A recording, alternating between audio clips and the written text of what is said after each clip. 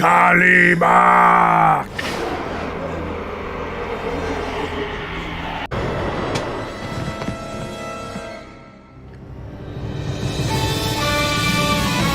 I bet some people are already crying.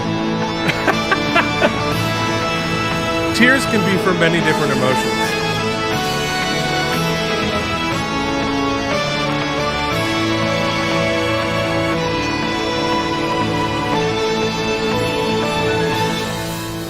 What's up, everybody? Welcome back to Keith and Mike Watch Deep Space Nine. Today, we are here. We are talking about Season 6, Episode 26, the season finale, Tears of the Prophets. A lot to discuss this week. I'm looking forward to the discussion. Mike, how you doing, buddy? Doing great, Keith. Thanks for asking. It was great to see you for the watch-along. Thank you for keeping me unsullied. I want to answer... Apparently there was some conversation about whether or not I honestly didn't know about the big twist this episode. Yes, in fact, I will spoil this. The minute we got off, I texted him and I'm like, oh no, we chatted like, all right, Mike, tell me the truth. Did you know or not? I did not know, even though it's been now revealed to me that there have been inadvertent spoilers, perhaps, in other conversations we've had just in passing. And yeah, I did not know. I thought the big reveal death, because I'd seen some screenshots of like Bashir giving his chat, and that was last episode. So I thought once we got past the voices in the distance or whatever that was called. Yeah. Voices in the distance, that's right. Voices that care are crying out loud. Remember that one? No. Desert Shield tried when we did Desert Shield 91, 92. That was before Desert Storm. Well, Desert Shield was prior. And, Storm and Norman Schwarzkopf. Yeah. And they tried to do like a We Are the World, and it was called Voices That Care. You do not recall? And I, for some reason, I guess it was my age, I was obsessed with it. And I obsessed with it. And going back and listening, I was like, the hook is, you should go listen to it. Voices That Care. 1991. Oh, good times. I was 11, and I was like the first time of being like of nationalism being forced upon me, and I bought in. It was like around the Olympics too. A lot of time. Anyway. Yeah. I didn't know, and I'd love to keep it that way for season 7 if there's other stuff. So Keith, we were joking. It didn't make the recording, but for those of you just watching on the YouTube, you guys can have all kinds of conversations about whatever you want in the chats. Just label them spoiler if you think it will ruin my unsullied, because this has been a really cool way to watch it. I've even like started to train my algorithm to be spoiler free. I've just asked ChatGPT basically to try to keep the spoilers out of my research that I do. Anyway. Well, I feel like I should jump in here, and because like I've done a lot of yelling about spoilers, and I think that that this is where my autism has not been helping me, because I've been saying something that feels obvious to me. Oh, hold on, buddy. Where did our audio go? What just happened?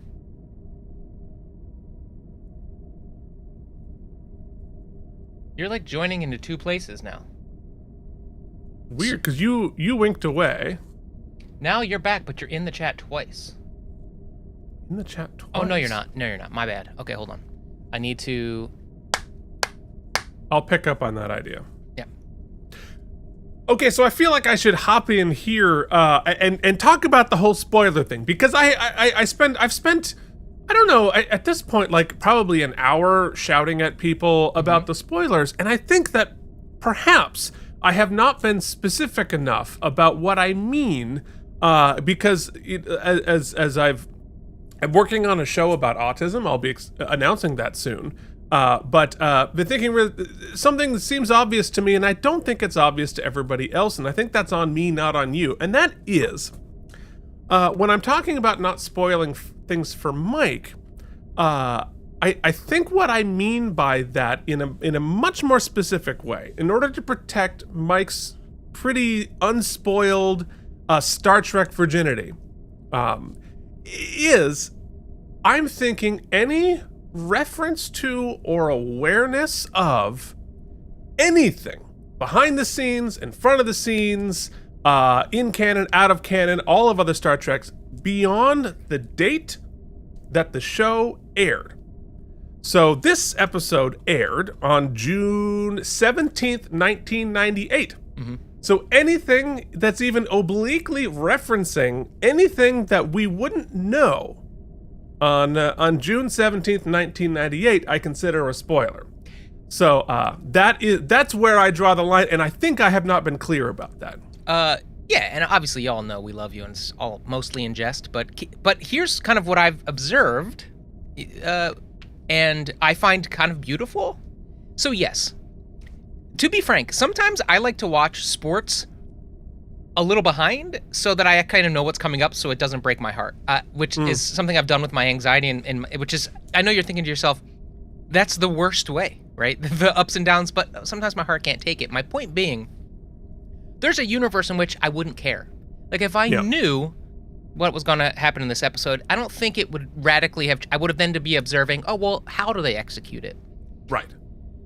But what has kind of organically blossomed in this show, which I like, is that Keith, just like you can see his figures in the back. See, I just like to have toys. Keith is like, curates them, right? Mm-hmm.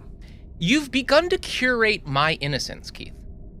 You've begun to curate my journey, and you realize you have a little bit of control over how you shepherd me through my Trekdom, and that's kind of awesome. No, and those are intentional choices, because I want, and the reason why, and I think that the whole point of this show is for us all to re-experience this like it was the first time we saw it through Mike's eyes. Because I think anybody watching this would dearly wish to be able to watch all of this for the first time again. Right? And like, what I wouldn't do to watch this all for the first time again. And the closest any of us can get is by watching Mike's experience, because it's his first time. And I think we did that interview with Brian last week, or whenever the heck that was, and he started talking about Janeway and Voyager, and I was cans off already, because just now I'm like, okay, well, I don't want to know. And I think like what where I think our wires get crossed, and why I start shouting is people saying very valid and real and interesting things, about episodes coming up. And so like this particular big spoiler was one that I was hyper protective of, because people would be like, oh, well, they had to have a Worf Dax episode a few years because it's setting something up. Well, if Mike knows that's setting something up, the wheels start turning. Or like, there's a sad episode coming up. I'm not spoiling, I'm just saying something sad coming up. No, that's spoiling it, because Mike's little brain is very, very smart. And if he's aware that something sad is coming up, or aware that a Worf Dax story is setting something else coming up, that gets his wheels turning.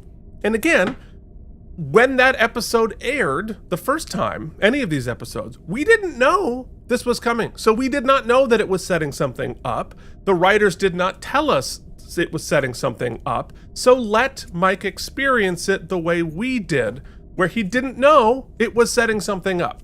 I'm like Molly before the cave, right? You don't want to put me in the cave. Don't put Mike in the cave. Interestingly, also, Keith is absolutely right, because what I started thinking about, because I was like, oh, something's coming, and he told me there might have been a spoiler on toys, and I'm thinking about it, and I was like, oh, there's a Dax Worf baby custom that he didn't show me, because so I was completely wrong, but I did try to figure it out. But Mike's brain is gonna try to figure out what you mean by that, and whether he's right or he's wrong, the experience is now different. Than it would be. It's butterfly effect. The experience, like, we know you're smart. We know you can make the connection. We know that it's setting something up, and you're thinking like a writer, and you're smart. Like, we know. It's great. It's awesome. That's just why like you're here. I wanted to talk about the potential production reasons that Terry left the show, but Keith was like, let's wait until season 7 after season 7 episode 1, and I was like, oh, that makes a lot of sense, right? Because the cliffhanger, at least for this next 7 days, is the cliffhanger for me. Right, and honestly, like, you wouldn't have known that, right? We don't know how they're going to spin this out yet. Right, correct. And it's Star Trek, so anything can happen, right? So like, how many times have somebody died and come back the next episode, right? You know, we've all seen Supernatural. Everybody dies 82 times, and it doesn't mean anything. Right. And so in June of 1998, we don't know. All of that said, I thought I would share this because it's very funny. So I have this little journal that on occasion, in bigger episodes, I will sort of write out my feelings, parse through them. And I wish I'd brought it down. The bold, underfaced question for this week when I went upstairs to journal was... To journal? Yeah. Was, why is my heart broken? Right? Because, as you know, radically different than when I would have been, 97, so 16 or 17. Now that I'm in my 40s, there is a whole catalog of different types of heartbreak. Right. Whereas back then it was more linear, right? Or binary. Binary, yeah. And I think I've parsed out it. My feelings about this episode is based solely a lot on that question. I think I've sort of parsed it out. We are going to talk about last week's episode and what our patrons, who are still patrons even though I screamed at them, have said about the sound of her voice. Joshua Cronin says, I enjoy this this differently toned episode of Deep Space Nine. The speech at the end gets me, I love it, and so true. Gonna go with 76 self-sealing stem bolts, and now that we have gotten to the point where we know what happens at the end of Tears of the Prophets, we can understand that there is greater subtext to that episode, because it really puts a lot of Tears of the Prophets in context. Yeah, okay. A little bit, yeah. I mean, it's all about like friendship and how we lose. Yeah, whatever. But yeah. Well, I guess we have some discussion to do. Week late, I'd say. Well, because you didn't have time for it. They did. Honestly, I think. Boy, talk about spoiler alert for our discussion later. Tears of the Prophets needed to be a 2-part. I would agree on that. Yeah. Brian from Video Game Drive-By says, hey guys, a long time ago, I called one guest star my second favorite one-off character. That's because of this episode. Deborah Wilson is wonderful. She is a kind of snarky fun you don't really see on classic Trek. Oh man, I think you just said something very true, but it hurt me a little bit. And that is thinking of 90s Trek as classic Trek. Because classic Trek to me means 60s Trek. But I think today, classic Trek is 90s Trek. Oh no, what happened? Oh, I know what happened. Look at the screen, Keith. Yeah. If you go back to the pilot of even our show of Deep Space Nine, it is not nearly as gray anywhere. Brian continues, this episode felt like it was reminding us of who the people are in the show, how they relate to each other, and how much of a real family the station community is. I hope in many years I have a wake as beautiful as hers. Tell the people you care about you love them now before you have to tell others how much you'll miss them. Ooh, what a great quote. And the Odo Quark story is weirdly heartwarming. Quark is oddly one of Odo's best friends, and it shows. I give this 90 extra doses of Triox. Oh. Carl Fisher says, I like this episode. I wish there were more to the story. I don't understand Sisko's attitude towards Cassidy. You can go way back to the emissary when he was serving on the Saratoga with his wife and child. Having civilians on board, even his own family, didn't seem to bother him as far as we know. Like Sisko, didn't seem like his personal life and work life had to be separate on that ship. You know, that's a really good point, and I hadn't considered that. And I agree with you. I will say, though, that every personal relationship is different, right? And like, as an example that's not actually true, but just as a hypothetical, like, I might have a much easier time working with one of my brothers and not my other one. Mm-hmm. or something like that. Like, and certainly all the romantic relationships I've had are very different, and some of them would be much easier to collaborate with and than others, without any judgment on whether they were better or better or worse artists or better or worse people. You just, the vibes are different. Well, in my opinion, relationships are much more alchemy than science, right? So there's no perfect mix of situations or chemistry or vibes that apply to each and every one. So you're right. That's why you can't pick all the things. You can't just like make a list of all the things you want and get it, or say, well, I love this person, so it's all going to be smooth sailing. It just doesn't work. Wait a minute. Yeah, sorry, buddy. It just doesn't work that way, right? And as Keith said, it might be somebody you absolutely love and respect, but you don't write music together, right? It just we're not good in that way. But I had a partner where we did, and it just doesn't work that way. So, maybe his relationship with Cassidy, maybe she, Jennifer was a civilian, right? She wasn't a colleague, even if working at a different company, you're still a colleague. Right, and so that's different, right? Just like you date an actress versus you date I don't know, we're getting too far into it. Point being is, Keith's point is sound, is that I just think it's different. And what I liked about the episode was that it wasn't too heavy-handed with it. He was just like, everything's great, I'm feeling a little weird with her here, and they were talking through that, which is sort of the point of therapy anyway, so. Yeah, it can be weird. I mean, it's the same thing as if, like, you're in the room with a family member and you take a phone call with your partner. Like, your voice changes, right? Yeah. You don't use the schmoopy baby talk because there's somebody else in the room. Like, like if my partner called me at work and my colleague was sitting next to me, we couldn't have the same conversation we would have normally. And then it's weird. She's like, is something wrong? What's going on? I can't really talk about it because Charles is here, blah, blah, blah, blah, blah. Anyway. Can I share a quick aside? Oh, please. I will. So Jen and I recently had the funniest conversation, like a we've been married for a long time conversation about exactly what you just said. Like, we kind of have discovered that our schmoopy baby talk has infiltrated our normal conversation. It happens over time. We both sort of have been like, you know what? We should start speaking like normal humans again. Because it's become this sort of like truncated type of speech that exists nowhere else in humanity, and it's not really. It's bleeding too much. The streams have crossed, yeah. It's weird. I mean, the number of times you've called me honey on air. Dude, that is the bar. We've cut off consonants. We've replaced words. We've done a lot of stuff, and we're just like, this isn't working anymore. We can't communicate actual thoughts and ideas with this limited lexicon. You have to speak like a person. No, well, and like, what was crazy is that it wasn't like schmoopy baby talk, but in my family growing up, every family has their own sort of lexicon and their own words for stuff. And for reasons beyond my understanding, and it was invented like 40 years before I was born, my family called goulash glorified yuck.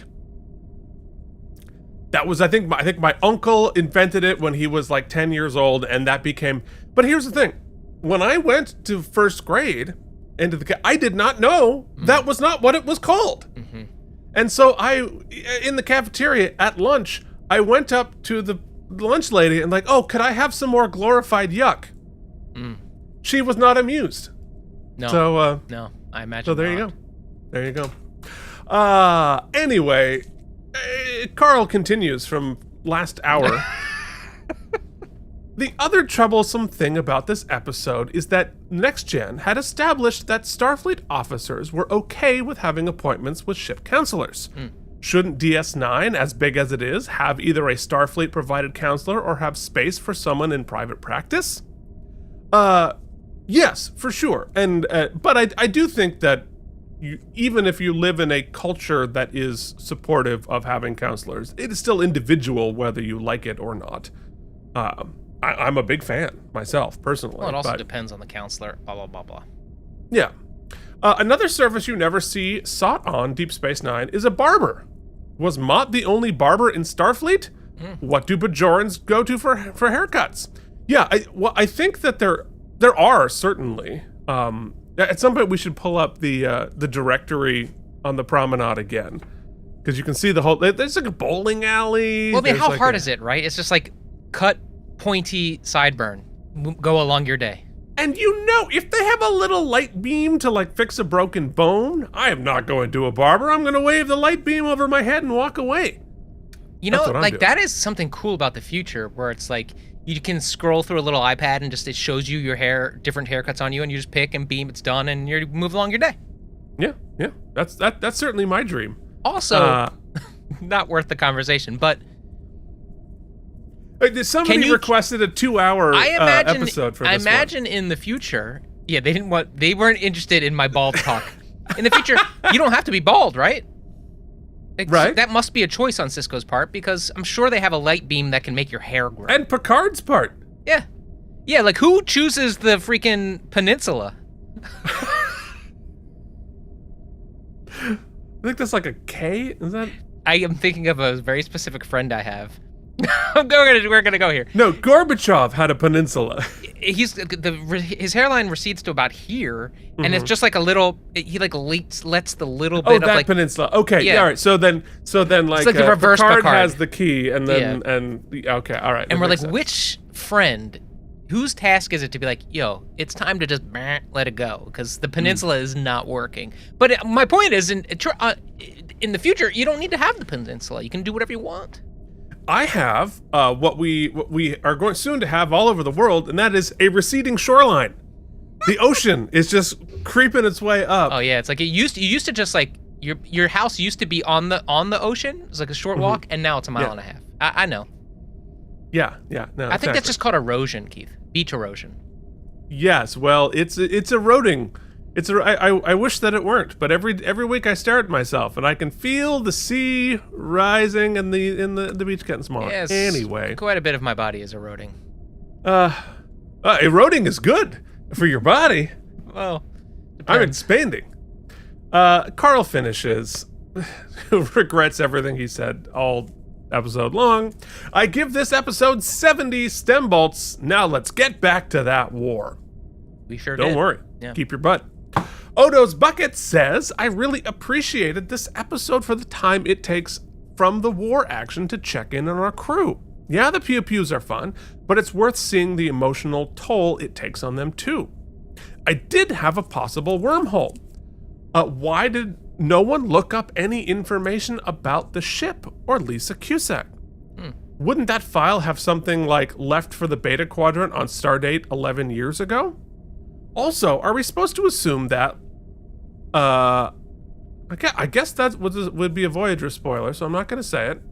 But why would we assume they didn't have any knowledge of the Dominion? It seems bizarre for Starfleet to say, good luck and we hope you don't die because there's no way to contact us, as they zoom off to the Beta Quadrant. Yeah, I think that part is mushy. Is like, how did we not know more about the ship? We could have looked it up. We could have known more about the captain, and certainly it would have been declared missing by that point.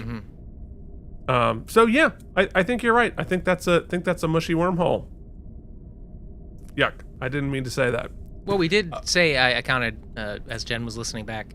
We did say Founder's anus at least 4 times last week. So I feel like mushy wormhole's okay.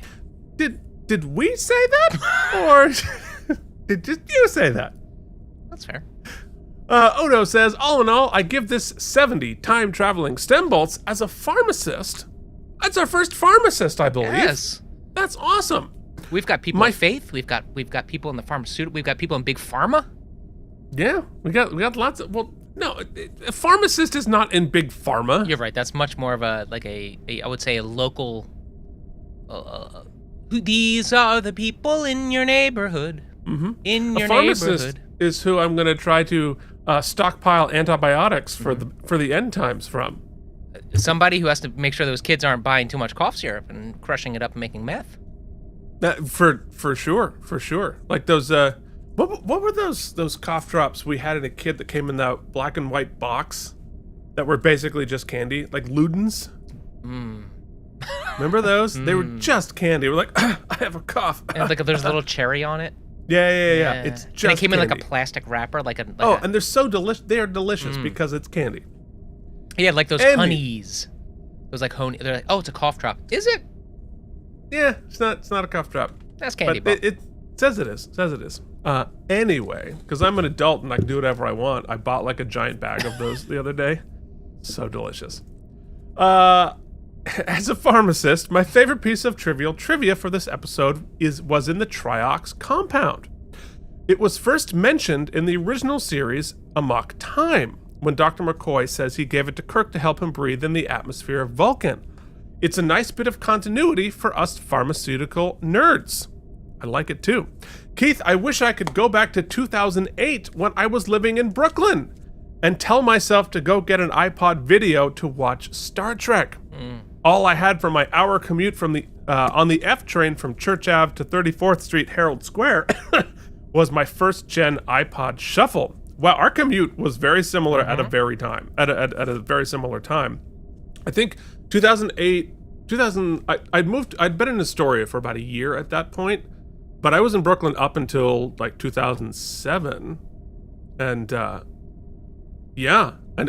took the 2345, not the F very often, but nonetheless, my U2 branded iPod video was really something. Anyway, it's a bummer we didn't bump into each other, Odo. Although it's possible. It's possible. Although I specifically remember wild stories about people being targeted by thieves for having an iPod, so I probably wouldn't have listened to it myself. Yeah, I mean that's true now. Although today with the smartphones, all right, so this is gonna feel relevant to Star Trek. So in my phone case, right, I keep cash, right? I keep cash in there so that because every time I go walking, I don't go with my wallet, and sometimes there's a garage sale, and you want to know what they have at garage sales? Sometimes they have Star Trek toys. So I don't want to be out for a walk, not have my wallet, and not be able to buy that cool-ass Star Trek toy here in the neighborhood. So I carry cash in my phone case. But the problem is, I realize that in this case, you can see that there's cash in there. I'm like, oh my God, somebody's going to rob me for the $40 in cash I have in my phone case, not realizing the phone is like $1,000. I'm like, I'm doing this wrong, thinking it stupidly. Anyway, I don't know how this is the most meandery episode we've ever done. I don't know why people are so opposed to the sling bag, man. I just have a bag. I still, even when I moved to the suburbs, I still just carry a bag with me. Teach their own. But out for a fitness walk, I don't need a bag when I'm. Because I like to have my water bottle with me. I got a pocket.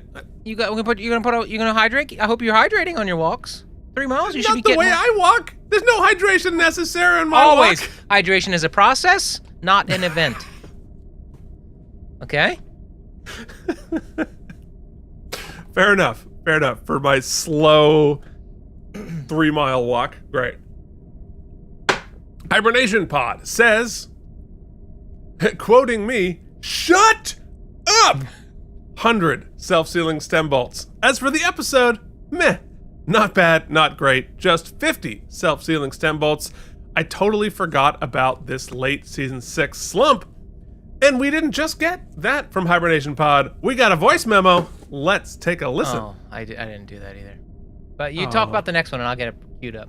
Okay. Well, there's going to be a reveal in that voice memo, which is awesome and Star Trek related. Okay. So I'm gonna just keep that in your hat. We'll come back to it. I gotta remember that you put it in there every week. You do the work. Yeah, and I do. I labeled it. I even say who it's from and what it's for. Oh yeah.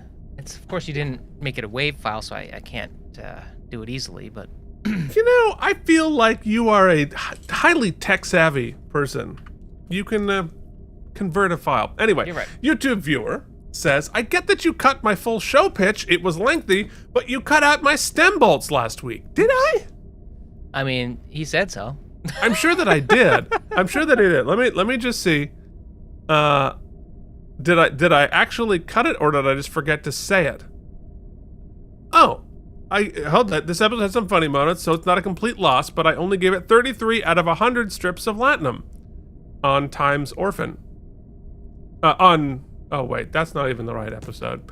I don't know. I don't remember. I'm sorry. It wasn't on purpose. Exception proving the rule here. Yeah, exactly. They continue, this episode is a simple concept, well executed. No major complaints, but I always have minor complaints. That's true. It's a little hack to have 2 time travel episodes back to back. I'm not sure how I feel about the Ben Sisko Cassidy Yates relationship dynamics playing out. It was certainly realistic, but I didn't find it particularly entertaining. That's fair. It's nice that Jake got to be in the episode. That's 3 in a row, a new record. Stay tuned for 4. I think this is another case where it's a shame that the deleted scene was left out. Yeah. It seems odd how many of the good deleted scenes were Ferengi based. Yeah. Flaws aside, this is a good episode largely carried by the awesome voice actress. 84 out of 100 self-sealing stem bolts. And to make up for last week, let me repeat, 84 out of 100 self-sealing stem bolts. Hibernation Pod's transmission. It was just coming. It was in the buffer, in the transporter buffer, but it's coming out. Keith and Mike. So I really like the name Cursed Quarks. It really makes me think of my own name, Kirk. Cursed Kirks. I think it would roll really well. I could probably start something with it. I have no idea what, but I would try. A bar? Yeah, well there it is. But Kirk. His name's Kirk. Cursed Kirks. I like it. A bar and when you enter Deep Cut, there used to be a place called the Jekyll and Hyde Club in New York. I remember it well. It was near where my office was. It was 2 things. It was a place where if you were a actor who was just trying to get that equity card fast, you could work at the Jekyll and Hyde Club. It was also a fun place for lunch. It was like a rainforest cafe, but horror themed, and it had all kinds of cauldrons with smoke coming out of it. That's what I'm picturing for Cursed Kirks. A lot of cauldrons with steam and smoke. Every drink is served with smoke. Lots of smoke effects. Wow, well, I mean, it's appropriate. We have smoke effects here. Yeah, that's right. This is very Cursed Kirks. Okay, well, there you go. We've imagined it. If you have an idea you'd like Keith or I to pitch and brainstorm live on air, you can reach us at keep it to yourself. Email address. You don't want us to ruin it. Don't send us your dreams because we will ruin it in some stupid fashion. Yeah. Anyway, nice to know your name, Kirk. Yeah. Welcome. Back. Remain. JD says Keith just screamed out 3 patrons. Yep, sure did. Well, I feel like family should be able to have these conversations. Yeah, fair enough. I wish mini arcs are something most American shows miss out on. Doctor Who from the 70s and 80s was all about mini arcs, 3 to 6 episodes telling a story. Out of the 24 for the year, made for some great storytelling. 100% in Deep Space Nine was the first to do that in all of Trek. Really like it. That talking to someone in the past through the radio is very much Frequency, which didn't come out until 2000. But the idea is too much like that. I don't know. Frequency ripped off Deep Space Nine, not the other way around. Because this aired 2 years before the movie came out. But was it a book? Frequency? I don't know. Yeah, I feel like it was a book. I don't know.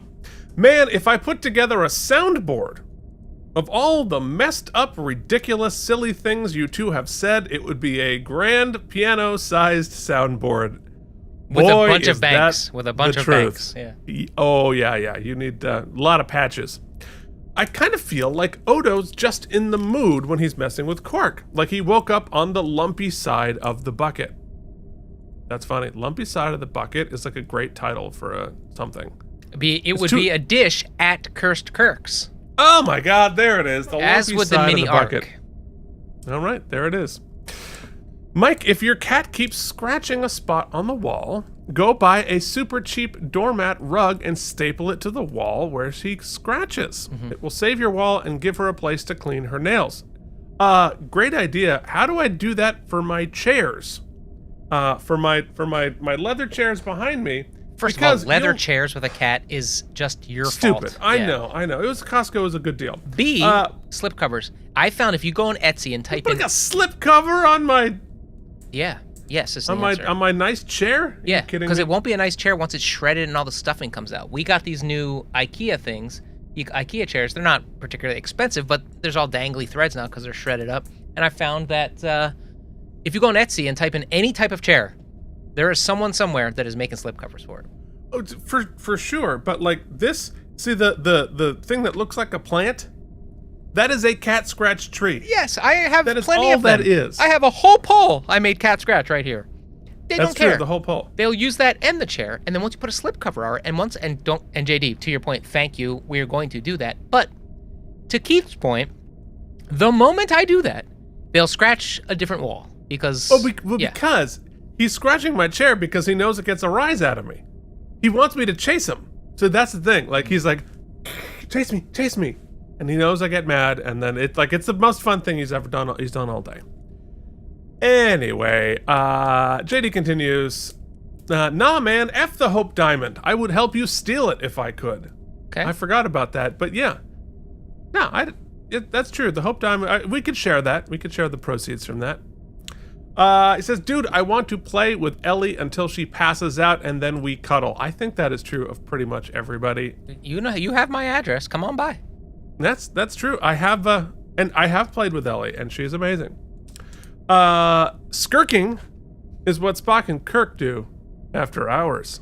Mm-hmm. In the little slash fiction, we know that's a thing. Yes, everybody, they knew let's skirt through the galaxy. Skirt. Oh yeah, that's true. That was pretty good. Yes, they knew there was going to be season 7, or was going to be the final season. I really do like this one. The plot device could have been better, but I love what it does for the characters. It's 77 self-sealing stem bolts from me. DC says, I have always enjoyed this episode. I think it's an unfortunate gut punch at the end for the characters to finally find out that Lisa was already gone.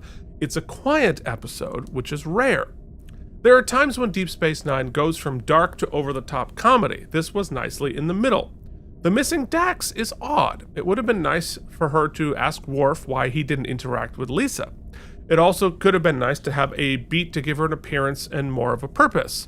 To incorporate her into the Jake Quark plot. I would have loved to have her and Jake there watching Quark's antics from afar, and Jadzia clearly predicted everything Quark and Odo did to Jake to help him tell the story, as a nice callback to how well she knows Quark and the effects of romance. Love that edit. I think it's a great idea. I give it 90 self-sealing stem bolts, one of my favorites of the season. And, if you would like me to read your comments, how can they do that, Mike? It's very easy, Keith. You become one of our patrons! Okay, we're here now. We're in it. Is this what you meant, right? I just meant for you to give the URL, but you know what? Let's do the patrons. Okay, but it's hard now because we're supposed to be here. Okay, yeah. Here are our patrons. I'm not going to say their names this week, but there are some new ones. We've had some upgrades. And we've had some AI upgrades. sausage, yum yum! Thank you so Moved much. up. Yes. As did Odo's Bucket. Keith, do you remember our new patrons? And Ben B has Ben B, joined. yes. Chanel, Mr. Smoking Dragon, Belly for Soup, Laura Morrison, I believe. Yes. If you're new, I'm going to say your name next week. I got frazzled. Mike got very confused. She pressed the wrong button. Yeah, it happens. But thank you to everybody. Oh, I shut off the music. Here's the second page. This is our Hall of Famers. Thank you to everybody. Welcome to those who've moved up to the Hall of Fame. All 2 pages of them. Listen, as jokey joke as that might have been, 6 seasons. That list has grown quite a bit. We appreciate all of you. We talk like family because we are family. This is a silly little thing we decided to do. It's the fact that anybody watches is nuts to me, and we appreciate it. One more season to go. We have 6 months of this show left, Keith. That's it. I can't believe it. And we'll be wrapping up near my birthday. Yeah. And then we'll see where we go next. We pretty much know, but under promise, under deliver. That's the way we've always gone. I mean, it doesn't matter what level of promise we've done. We always under deliver. Yeah. So anyway, thanks everybody, and you can join the team, have your comments read, patreon.com/KNM. Or you can leave a super tip here on YouTube. I don't know where that money goes, but I think maybe to us. Some of it does. Not a lot, but some of it. Google gets most of it. Yeah. All right, so let's talk about this episode, Tears of the Prophet, which aired on June 17th, 1998. Going into the summer of 98, which I'm trying to figure out whether this was the... Yes, okay, so this was the summer between high school and college for me. So I was getting ready to shuffle off for Rochester, New York. The top song continued to be "The Boy Is Mine." The Boy Is Mine. I wasn't listening to it, Keith, because this summer was my last real summer with the band. Right, we toured a ton, and then our senior year we toured a lot, but by the SpaceX Mafia, baby. But the end of my senior year, we kind of had a falling out. We had our Behind the Music breakup. So this is the last kind of like last hurrah. This is the summer I think about when when I hear the song. It was a summer of '69. This is the summer I think of. The summer of '98. Just with your buddies making music, thinking you got it all figured out and that the future is clear and bright. It was great. It was a lot of fun. And what's fun is that all these years later, we were able to circle back and we still talk about it. We talk about some of the Bet you didn't think you were gonna be on a Star Trek podcast. No. They say from ska to Trek. It's Can you imagine, like 18-year-old Mike? He turns on the TV, like it's Deep Space Nine. What the hell is this? I'm never gonna watch this. I'm never gonna care about it. Let me go back to Baywatch. And here you are. There is a better contrast, Keith, that it's more apropos to our show. It's not the times. It's a complete non sequitur, but here we go. A couple weeks ago, they re-released Revenge of the Sith in theaters, and my nieces, one of my nieces and her friends are all into Star Wars now, so we went to see it. I never watched Trek and Star Wars at the same time, right? Yeah. That movie was pretty much trash, I have to say. There's some of the Star Wars that still hold up, and a lot don't. That's all I'll say. Now that I've come to expect a little bit of story in my sci-fi, and some dialogue that isn't just trash. The dialogue is very, very bad. I actually like Revenge of the Sith. Like it is it's a Star Wars movie, right? So it's not really about the mouth motions and the talking. If you had taken out any of the romantic dialogue and plot lines, it would totally work. It's just that is pretty trash. Kiss me like you did that one night on Naboo. Gross. That is gross. That ASMR made me want to hurl. No. Okay, moving on. I have the higher ground, Mike. All right, so we got through the top song, the second thing in the segment.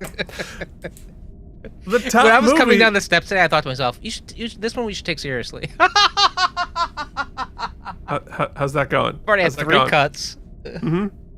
The top movie continued to be The Truman Show. Oh, it's my favorite movie. Good movie. Good movie. Mike, what was on TV this summer? Keith, thankfully, it's not a long list. I'll tell you this. Everything was a rerun, except for there was a new episode of Comedy Central's South Park. Oh, sure, yeah. And also, there was one network premiere, Keith. You know who had the get? Who had the get? The big get was... it was the City on the Edge of Tomorrow, the South Park episode, by the way. Oh, well, that's a reference to Star Trek. Yeah. Yeah, that's crazy. That's why I wrote it down.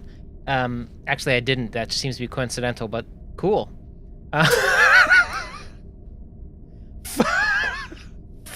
Fox had the big get, Keith.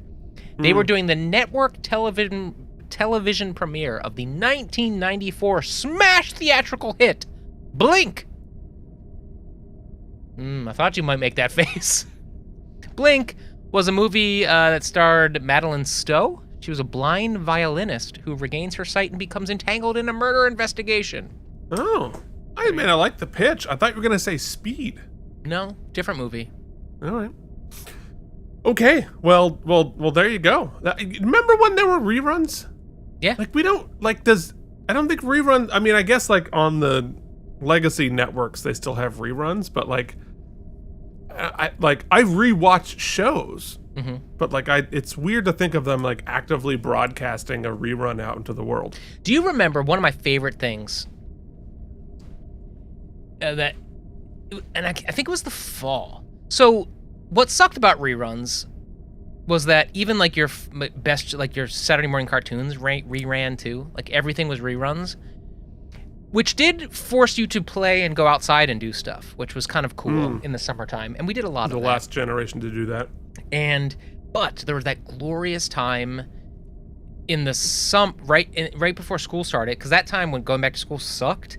But they would do that Saturday morning, that first Saturday morning where they would debut all of the new Saturday morning cartoon blocks and their new Saturday morning programming. That was a great day. And then when you got a little older, they had the fall network, like that they would have like whatever was the established show, like ABC would have Urkel on to say all of the new ABC shows, and you'd get like a glimpse of the episodes. I used to love that. I loved it. Well, that makes sense. It's like K&M Geekly, but just just the show. Yeah, you just talk about it. Yeah, I just talk about it. I like hype. I like hype about stuff. Yeah, no, it's true. Like Mike is a hype guy. Yeah, for sure. More than the thing. Sometimes I'm like so hyped about a video game, and I start playing it. I was like, yeah, no, I liked the pursuit. You just want to watch the trailer over and over. Yeah. That's cheaper. That's why Sisko and Ebert was great. Just show me the trailer and talk about it, and then I'll do the movie. Good to go. Okay, well, there you go. What are we doing? Sort of like the literal opposite of our show. Yeah. So, what was Voyager doing? They were in the off season, of course. So, Tears of the Prophets. Here we are. It was directed by Alan Croker, who last directed Time's Orphan. Alan did 6 episodes this season. Very, prolific director 6 and 6 season. It was written by showrunner Ira Stephen Bear and Hans Beimler. Of course, they brought in the big kids. And now it's time for a little bit of button pushing. With what? With trivial trivia. Okay, so, Mike, do you know this is the 150th episode of Deep Space Nine? So that's roughly 300 hours of this podcast. Oh, yeah, easily. Yeah. That is mind-boggling. It's not good. Hold on a second. Okay. How many days is 300 hours? 300 hours is 12.5 days. So there you go. 2 days. weeks of our lives, you've listened to this podcast. Yeah. Yeah, no, for sure. It's like full days, like 2 weeks full of your life. Well, you want to know we did something we did this on the toys thing. So in the world, the internets, not counting the audio only version, the internets has watched us talk about this for 18.8 thousand hours. How many days is 18.8 thousand hours? 18.8 hours is 0.78. That's not what I said, girl. How many days is 18,500 hours? Okay, forget it. 783 days. Wow. 780. That's 2 years. 2 years. Yeah. 2 years. Cool. Yeah. Yeah.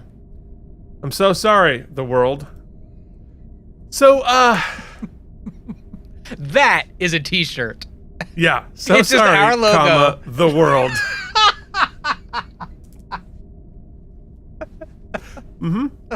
So, Jadzia's death scene was filmed at the beginning so that Terry Farrell's series wrap wouldn't be done after a sad scene. And she was given a Klingon bat'leth as a parting gift. I have so many questions, but we're not talking about it yet. Yeah, we can't talk about it yet. And that, the whole story of that took us 20 years to learn.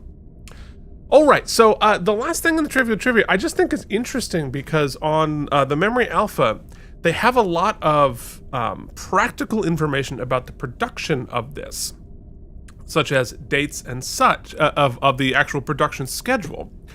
So again, this aired on June 17th. The first staff story break session, where they're spitballing ideas for how to structure this episode, was on March 18th. And so I wonder when they started working on all these CGI. Well, I'm going to tell you. So March 18th, when they started, the first draft of the script came in on March 30th. The final draft was April 8th. The first production meeting was that same day. It was filmed between April 13th and April 22nd. So they did take more than a week and 2 days. Took 9 days to shoot it. And you can see how they structured it. So Monday the 13th was the wardroom in Sisko's office on Paramount Stage 4. On the 14th, they shot by location, obviously. Wardrone, Habitat Ring Corridor, and Klingon Bridge, which is just a wall set, also on Stage 4. April 15th, they did all the stuff on the Defiant Bridge, which is Paramount Stage 18. So the Defiant was on a different soundstage. And then so on and so forth. The Quark's Bar is on Stage 17, as is the Bajoran Temple. And they finished with the Dominion Briefing Room and the Federation Shuttle Wall set, just a wall, on Stage 17. The first assembly cut, the first time they sort of cut the footage together in a rough way, was put together on April 27th. The director's cut was locked in on April 30th. And the offline cut was done on May 5th. The music, spotting, and sound effects sessions were on May 18th.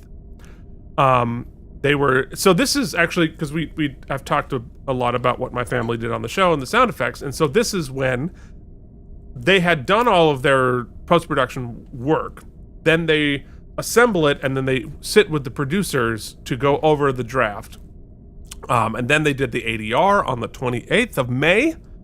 The score was recorded on June 8th. The dubbing was done, i.e. the ADR, was done on June 10th and 11th. So they were still working on this up until 6 days before it aired. Wow. Crazy. I just find that really interesting how last minute these things are put together. Crazy. Well, your brother tells a great story about, you can go back and watch our interview, we'll do another one, about just like literally getting those betas like in the mail and rushing it through to get it back to the mail. The fact that they did that snail mail is insane. Yeah, well, they were overnight FedExing to get to the sound effects spotting session. Crazy. Because then they would still get notes and say like, oh, we don't like this, we like this, make this louder, make this whatever. And an episode like this, there's so many pew-pews, and they all have to be unique and different. And yeah, so much. And because it's not just the sound, you have to pan it, you have to figure, and then like it. And the sound effects with Sean and Jim, sometimes you wouldn't even have the visual effects to work off of. Mm-hmm. So you're basically setting up an explosion and your pew-pews to a blank screen. Right. So it's crazy. All right, our guest stars this week are Andrew, brought in pretty much everybody but Kai Wynn. Andrew J. Robinson as Garrick, Jeffrey Combs as Wayoon, Mark Alaimo as Gul Dukat and Dukat/Palwraith, David Burney as Latant, who was the Romulan, J.G. Hertzler as Martok, Aaron Eisenberg as Nod, Casey Biggs as Damar, Barry Jenner as William Ross, and James Darren back as Vic Fontaine. Today, Keith... I'm Keith. And a few hours ago, 12 hours ago at this point, Jen says, you know what the best part was for me? Vic? Yeah. And it's interesting, and we had in our live watch along, which you can join if you're a patron, a lot of the chat was people not liking Vic or not liking the songs. I'm a little respectfully on the nose, disagree. Yeah, I actually really like it, but I understand the criticisms. So anyway, let's go into our screening room, shall we?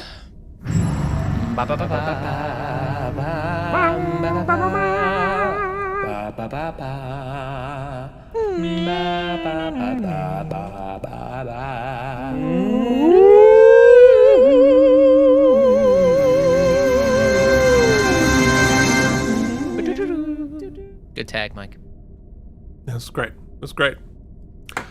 Okay, so in our teaser, season finale, stuff's gonna go down. The Gratitude Festival is wrapping up on Deep Space Nine.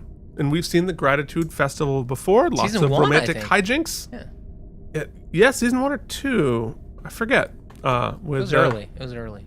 With, menopausal Troy causing all sorts of Midsummer Night shenanigans.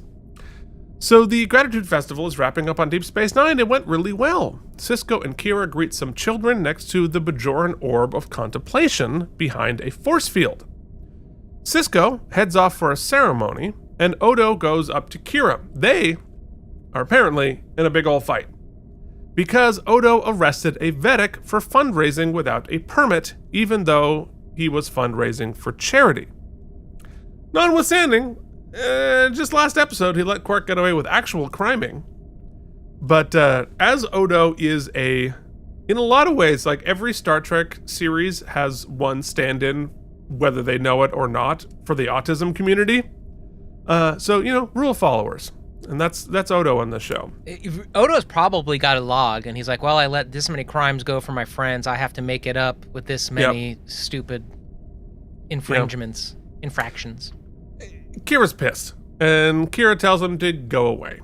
So we go to the wardroom, where Admiral Ross gives Sisko the Christopher Pike Medal of Honor for his work retaking the station from the Dominion. Very high honor in the Star Trek world. Very exciting. Cool medal. Yeah. He should be wearing it for the rest of the episode, but it's cool. Kind of distracting. Ding, jingle, jingle. I like it though. Hey, look, if you got a Christopher Pike, you gotta be loud and proud about it. So Ross sends everyone out and tells Sisko that Starfleet is planning finally to go on the offensive, which is what Sisko has been saying for a long time, and that Sisko is going to be in charge of planning the attack to invade Cardassia itself, the stand-in homeworld for the Dominion. So if that's not a good teaser, I don't know what is. Keep your butts. Let's do it. Keep your butts. Let's go. So in Act 1, in Quarks, Worf and Dax leave the holosuite wearing their play fight jammies, which we have seen before. BT dubs. They were supposed to be exercising, but as they tell Bashir and Quark, they were discussing having a baby. Very exciting news. And I thought they had a really funny beat with Worf, like it was private, which I enjoyed. Yeah, so, go ahead. The discourse around the baby of it all makes sense in retrospect. In the moment, I thought there's like two baby tropes, right? There's the trope of people have a baby to patch up a hole in their relationship, right? They're about to break up, so they have a baby to try to that'll bring us together. Which, don't get me wrong, is a very real thing. But you see Don't do that. Yeah, you see That's it a lot. not good. You see it used as a trope a lot, as a shortcut. Yeah. Not as often have I witnessed the trope of, oh, well, now they're going to have a baby, which means we can stop horning after Dax, right? Like, now we don't have a chance to get her anymore because they're going to have a baby. Like, I think, at least Vic makes the point. Your chance was gone a long time ago. Well, yes. Well, I actually, and we'll get into it, but I know the story feels a little silly to still be having Bashir and Quark pining over Dax. However, the heart is the heart. The heart does not think logically. And I think what Vic will eventually say is some good hard truth for all of us who have pined for the unavailable person, speaking autobiographically. For me, because I have such a, not commitment phobe in the sense that I want to have a million dalliances, but commitment phobe, I don't want to change my life. That it is easier for me to pine for an unavailable person than it is to attach myself to the available person. Okay. Fair. Emotionally. Let me restate my point. Let me reconfigure my point. feel like the time would have been better used having different characters have moments with Dax that explored the range of her personage than 100%. just we pining after this girl we had a crush on. I think sort of minimizes the impact later on, right? Well, I feel like she doesn't get her due justice. 100%. 100%. And I think if we, once eventually, getting to the how would we like them to have handled the final episode, right? Like a death episode, like, there's lots here about how this should have been handled much better. And like if we were going to end up where we ended up, this show, like, as opposed to having a story about her that she's not in, maybe she should be in the story that's about her. Yeah. I mean, I think that the pregnancy angle, and they didn't even make her really pregnant. Well, I guess you can't kill the unborn baby. That's crazy. I think the pregnancy angle does check the box of promise unfulfilled, which helps bring into stark relief, wartime stuff. But I don't know, just a character like Dax, we'll get into it later, but like I just feel like, and it's also such like a female trope, where Dax is so much more complex than that, and just deserved more of a hero's exit, I guess. I mean, we're in the war. Oh my god, a million times, yeah. A million times, and just sort of, yeah. Well, that part we will definitely get into. Like this, if this was going to happen, she should have gone out in a vastly more heroic fashion, as opposed to like, I'm having a baby. It feels less impactful and more rug pull, right? Like even I feel like just to state it, the lady in the voice episode last week and the kids on the ship get a better, more heroic, heroic and or tragic or something that means something. It's incredibly abrupt. Yes, and it's not, and her even being there was entirely coincidental. Yeah. Like it didn't, it wasn't she was trying to accomplish anything. It wasn't that she was sacrificing herself for anything. She just happened to be there at that moment. And so like the meaning of her death is nothing. It's like a prop replica, right? And you see it in the store or online, and oh my god, it looks exactly like it. It's so, I want that so bad. And then you get it in the mail, and it's like, there's no weight to it. There's no heft. And you're like, oh, there's no substance. That's a little bit of the feeling of the death. But we'll talk more about it. Yeah. Anyway, we're still in Act 1. So Bashir reminds them, meaning Dax and Worf, that having a baby will be difficult, with one being a Trill and the other a Klingon. Kira calls Worf away, and Quark and Bashir sit sadly, knowing that Dax's marriage is going to last. There is a cutscene in the script that I have of Garrick, Worf, and O'Brien discussing where they should attack the Starfleet, with O'Brien being the one to propose the Chintaka system. But all of that got cut, and I get why. It's sort of ground laying we don't need. Later, Sisko and Martok discuss the invasion. They've got an opening, but they need to convince the Romulans to join the invasion. Martok is confident, and he says, "We will succeed. Mark my words, by this time next year, the three of us will drink blood wine on the halls of Cardassian Central Command." Meanwhile, on Cardassia, we check in with Damar and Weyoun as they discuss the situation from the Dominion side. Damar has moved some of the ships, which is opening the hole for the Federation to attack. But he's got a secret plan. They've got automated orbital defenses that are about to go online. They are interrupted by none other than Gul Dukat, and they are not happy to see him. Damar, especially since, if you remember, the last time they were together, he shot Zial. But Dukat, he's focused on other things now.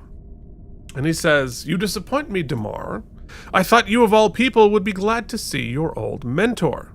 Besides, I don't hold you responsible for Zial's death. You may have fired the phaser, but it was Benjamin Sisko who forced your hand. And that's why I'm here.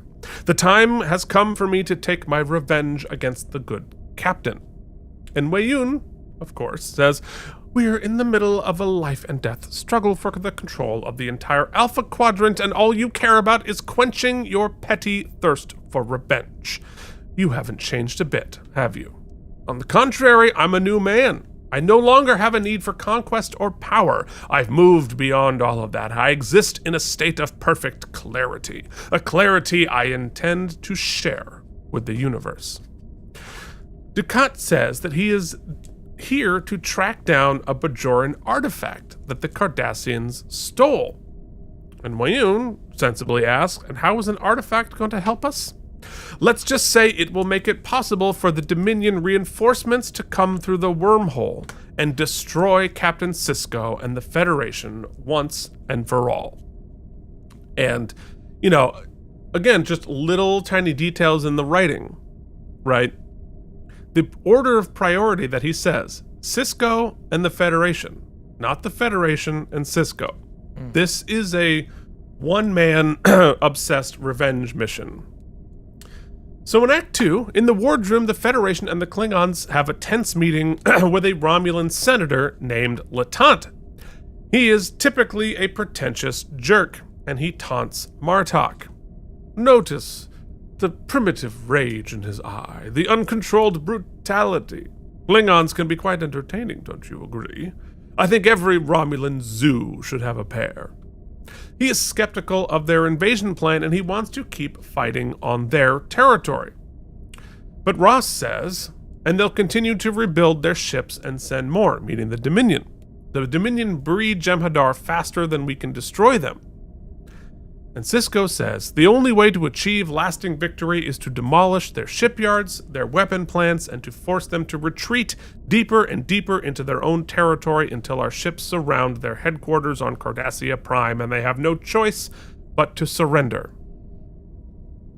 I think it's a good pitch. You know, it is one of those things when you realize if they can create things faster than we can destroy them, it's, you know, we're having little victories, but they're Pyrrhic because our babies take at least 18 years to grow, and theirs take about 3 weeks. Then we're in Vic Fontaine's, and he sings "Here's to the Losers" to a miserable Bashir and Quark. To which I wrote, how many season finales stop the insane amount of plot that we have in this episode to sing a song? Yeah, a very on-the-nose song, but that kind of makes it funny. I feel like that's very Vic. Well, I mean, and I think they asked for it. I think they requested it, they say. Oh, yeah. Also, I think James had a cold. Okay. In when they're recording that. I could, you know, you can't tell unless you're a singer. I'm like, ooh, he's holding on. It sounds great, but he's holding on with the skin of his teeth. The other thing I appreciate production-wise, or I think this is probably James, to be honest, it's always his band.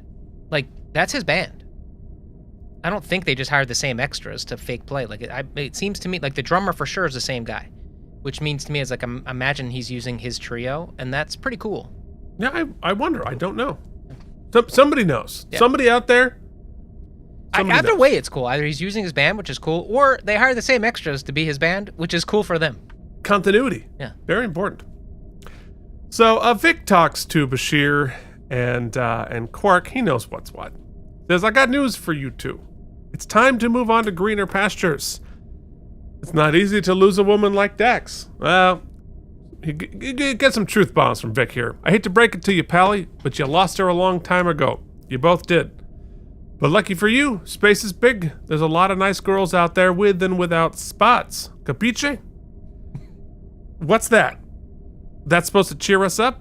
The truth shall set you free.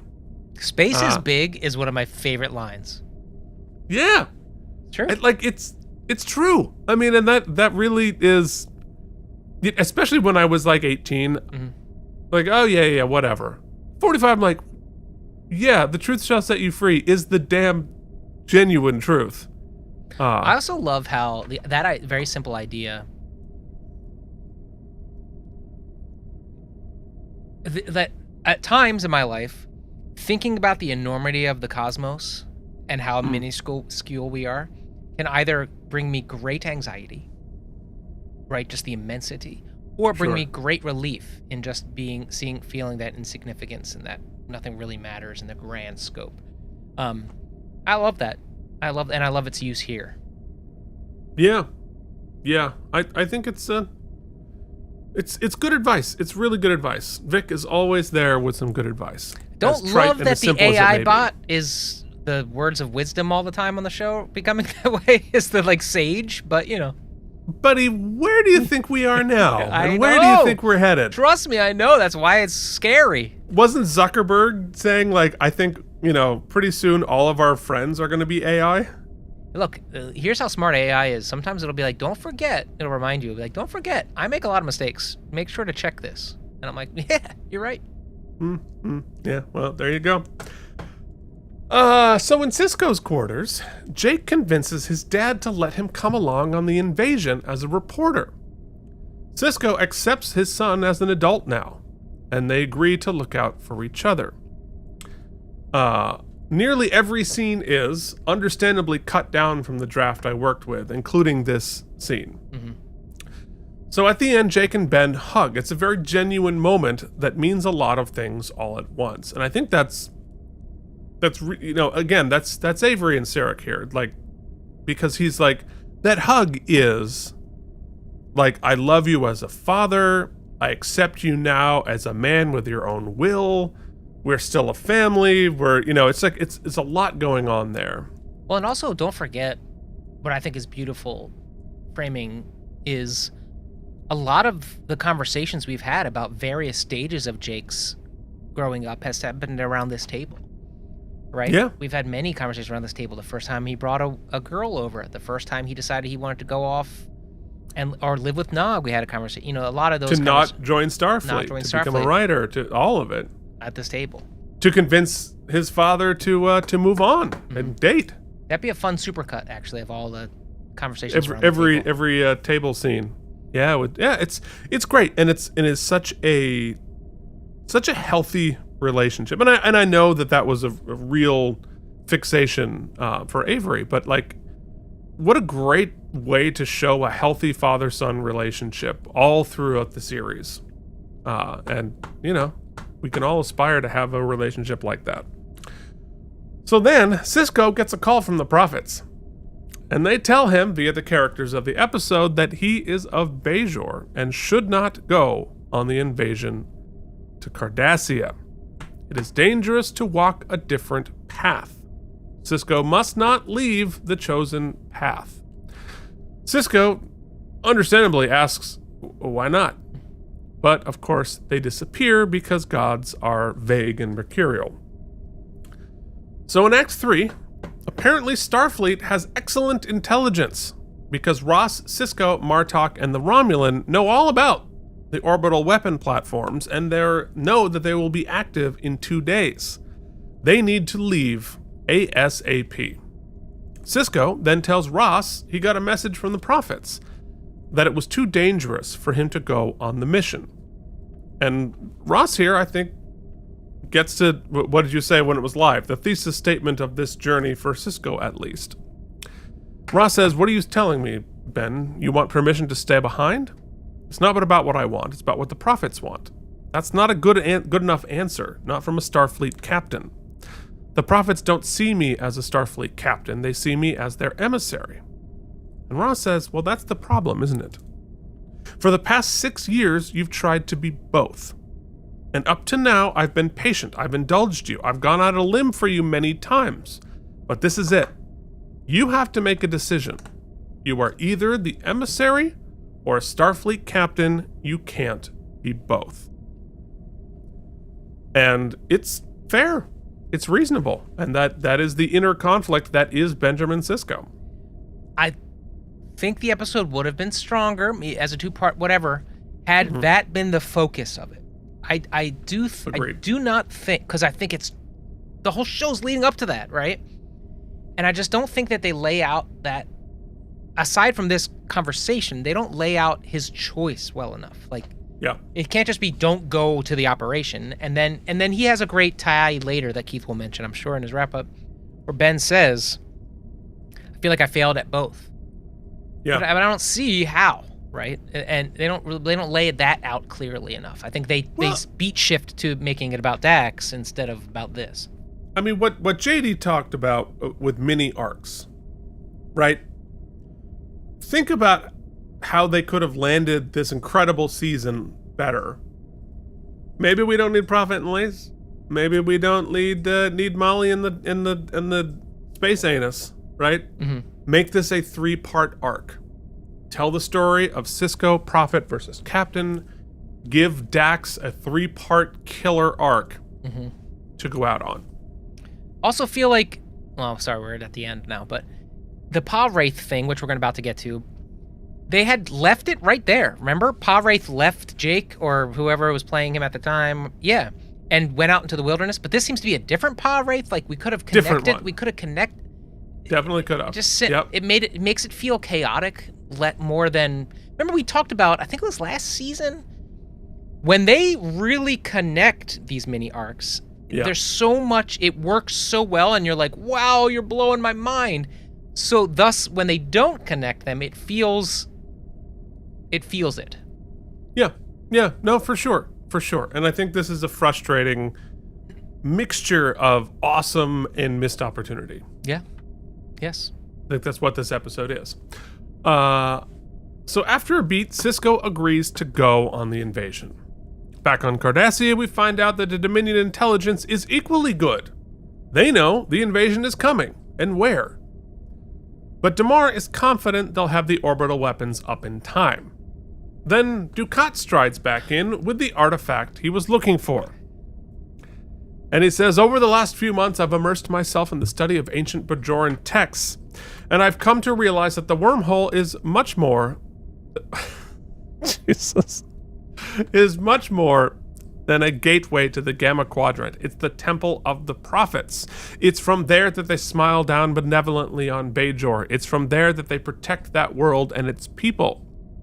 The sad truth is, we've wasted our time fighting the Bajorans when we should have been fighting their gods. Now, I wonder about that. With Dominion intelligence being what it is, we already know that that's where the wormhole aliens are. We call them the wormhole aliens. Right. Like, I don't know, is Dukat restating that for the audience, or did he really not know that yet? I don't know. I mean, it feels like we have to turn. I mean, this is very much we have to turn everybody against Ben. We have to make it look like Ben messed up. But his plan never seems very specific. Like I don't think he knows what's that figure's going to do. I don't think he knows what's going to happen afterwards. His plot seems completely.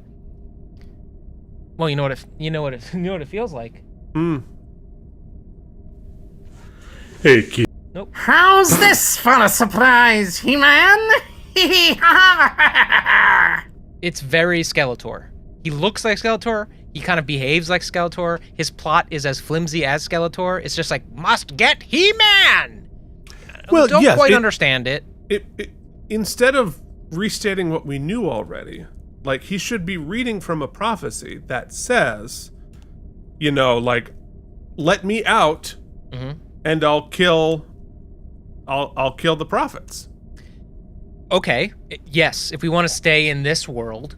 Or Dukat, had we been setting up, like you said, Dukat has proven over the seasons to be smart enough, conniving enough to figure out it's time. Ben's been trying to play both sides. It's time to force him to choose, right? By exposing the Pa Wraith and having this one chance at the attack, make him choose so that one of those things fails. It's a lose-lose. But interesting. Like, make that be the plan instead of having I like that. Having just kind of those things happen by happenstance. Yeah, I like it. And if we told this over 2 or 3 episodes, we'd have time to really show. I'd love to see Dukat diving through the going into the prophecies, going into all of this, discovering this, figuring out how he can box in Sisko, and like, I don't mind that the Pa Wraiths would lie to him. Yeah. And Take not tell him advantage. the truth. Yeah. I mean, or not being able to control it or whatever. Like, that all makes perfect sense. But yeah, this, It also feels like, in my opinion, I don't love the Dukat shark jump Like once he just lost all nuance and became this like just out of control psycho, especially if he's not the big bad, because he's not right now. I mean, sort of, I guess is, but you know, the Dominion and the Founders, that's all still in my mind the more grounded big bad.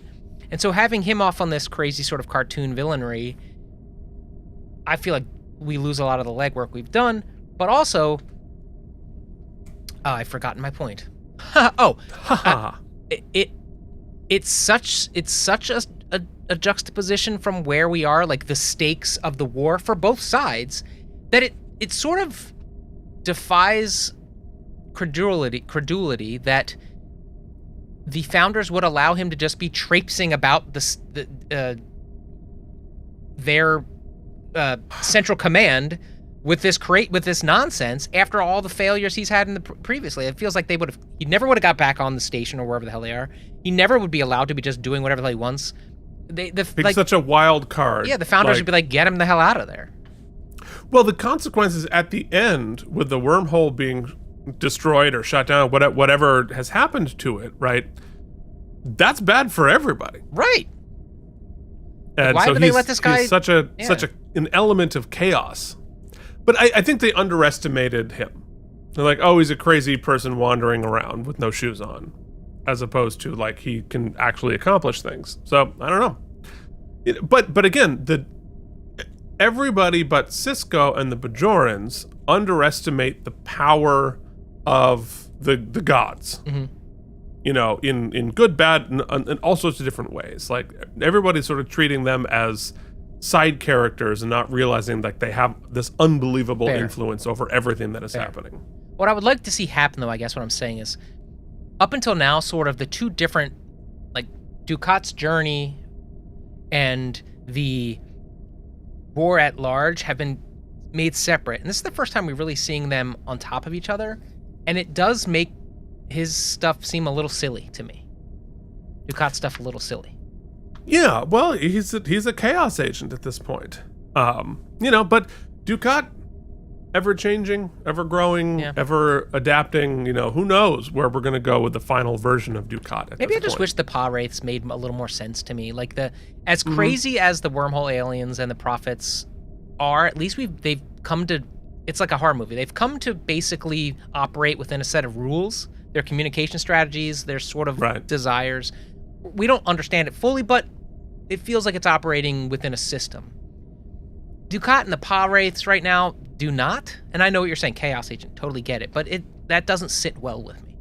Well, we don't know yet. Yeah. We don't know if there are rules. We don't know why they're operating the way they're wired. Well, we've got 26 episodes left, so now's the time. Yeah. Well, look, as I said before, it is June 17th, 1998. We have no idea where any of this is going. That's right. So I'm going to be a famous musician, man. We're all going to, yeah, I know. And I'm going to be an opera star. It's going to be great. Things are tracking well. Oh, we're going to be great. Dax is going to have that baby. Oh, man, I'm going to touch so many boobs in college. Gonna eat all those garbage plates, tell you what, Rochester garbage plates. I'm gonna understand what a calorie is. Anyway, so Dukat pulls out a primitive wooden doll, he chants over it, then breaks it in half. And out comes red flames that shoot into Dukat's chest. He wakes up with evil voice and red eyes. Uh-oh. So in the... So, in an early version of this episode, that was going to be the end of the episode. And, the cliffhanger? The cliffhanger of, like, evil eyes fire Dukat, which is interesting. So, on Deep Space Nine, Kira goes to Odo's office to say goodbye before she leaves. He apologizes for arresting the Vedic. And Kira says, why have you been avoiding me the last few days? Great Odo line. says, I haven't been avoiding you. I've been helping you avoid me. Let me go. He thinks they had broken up during their fight, and he has been ruminating since they argued. Kira forgot about the whole fight. It is a great, as I said before, a mini lesson on autism, perhaps unintentionally, but I felt very seen by Odo's whole journey here. Well, also just like an 18-year-old in his first relationship. Right. It is. Yeah, both of those things are true at the same time. We just autistic never change. But yeah, like you realize Odo is romantically a teenager. Yeah, it's nascent. For him. He's us about ready to go to college. Mm-hmm. Right? He's not really dabbled, but doesn't really know what's happening here. Yeah, big fight means it's over. It's over. The world's ending. So on and so forth. She asks him to spend their last night together. Yeah.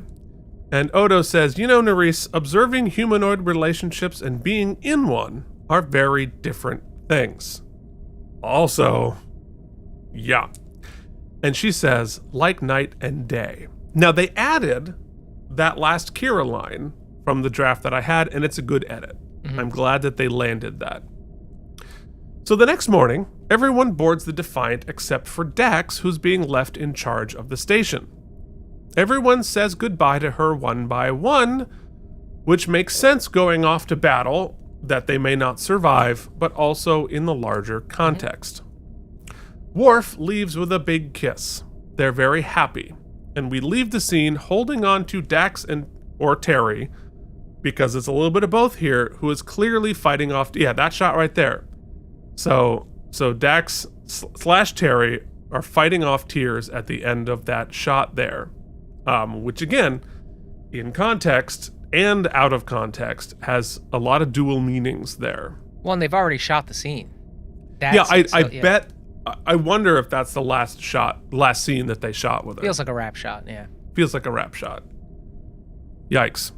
So on the Defiant bridge, we see that Garrick is tagging along, because he's going to go invade Cardassia. Very useful to have around. And they head off in a gigantic fleet of Federation, Klingon, and Romulan ships. Gonna be fun now. Nice of, go back one. It's really nice of those ships to arrange themselves so as not to block the station in the background. Mm-hmm. Mm-hmm. So in Act 4, Weyoun and Damar let us know that the weapon platforms are still not on, but Damar is confident. The fleet flies towards the planet, and they're like twin planets in the Cardassian system, I think. We see the weapons orbiting. Our fleet outguns the Dominion ships that are there, but the weapons platforms are the wild card. Jake watches from the bridge, and Sisko tells him to sit down. Understandably. The Klingons lead the first attack, and the Jem'Hadar ships forego weapons entirely, and suicide crash their ships into the larger Klingon vessels, and it causes massive casualties. It is ruthless, but effective. And like, again, what makes the Jem'Hadar so scary is that they're perfectly happy to just crash their ships and commit suicide for the larger good. So the rest of the ships start blowing up the disabled weapon platforms, and they take out a few, but then they abruptly turn on. They're incredibly destructive, and we see them blow through several gigantic Federation and Romulan ships, including a Galaxy class, which is the Enterprise class. And the battle rages, ships are being destroyed right and left, and I think we should talk about how freaking awesome these battle scenes. It's totally awesome. Look, phenomenal. Just like heart-stopping, great action. The visuals are amazing, and to see these ships that were, the Excelsior class. Go back to the battles. Stop scrubbing forward. Let's look at these ships blow up. These very familiar classes. The Galaxy class, the Excelsior class, and, ships that sort of look a little bit like the NX-01, just getting blown to smithereens immediately. Just like for all of us, and the Romulan and the Klingon ships too. Those are gigantic ships, and just to see them get murdered, it helps very startling. It helps establish scale quite well. Really cool. And again, as I say it on Tuesday all the time, never seen anything at this scale before on Star Trek. They weren't capable of doing it. Like this type of a battle was impossible to do even at the movie scale up until this point, because they switched to digital.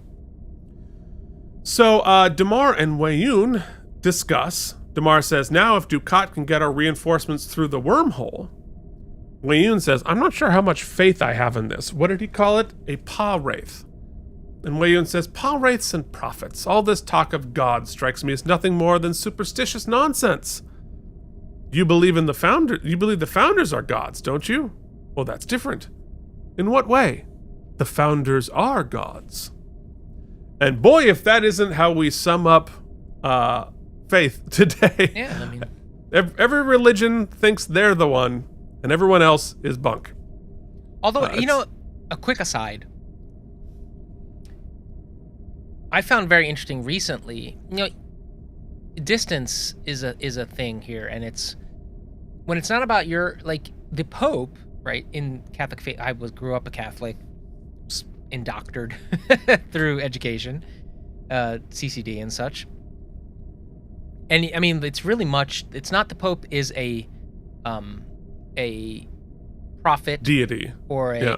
no. Well, it very much is, right. He's very much the keeper of the church, but also imbued with the Holy Spirit. I mean, as close as you can get to God than God, he is. But then so now, and you believe what you want to believe. I'm not saying that's not a commentary on that. But seeing this new American Pope. And talking to his brother and talking to all these people and we call him Bob and here's him at a White Sox game or a Cubs game or whatever. Right.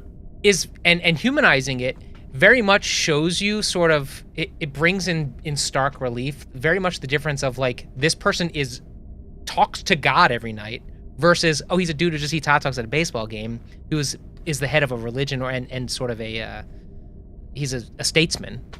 Yeah. It's interesting how. Well, he's the emissary.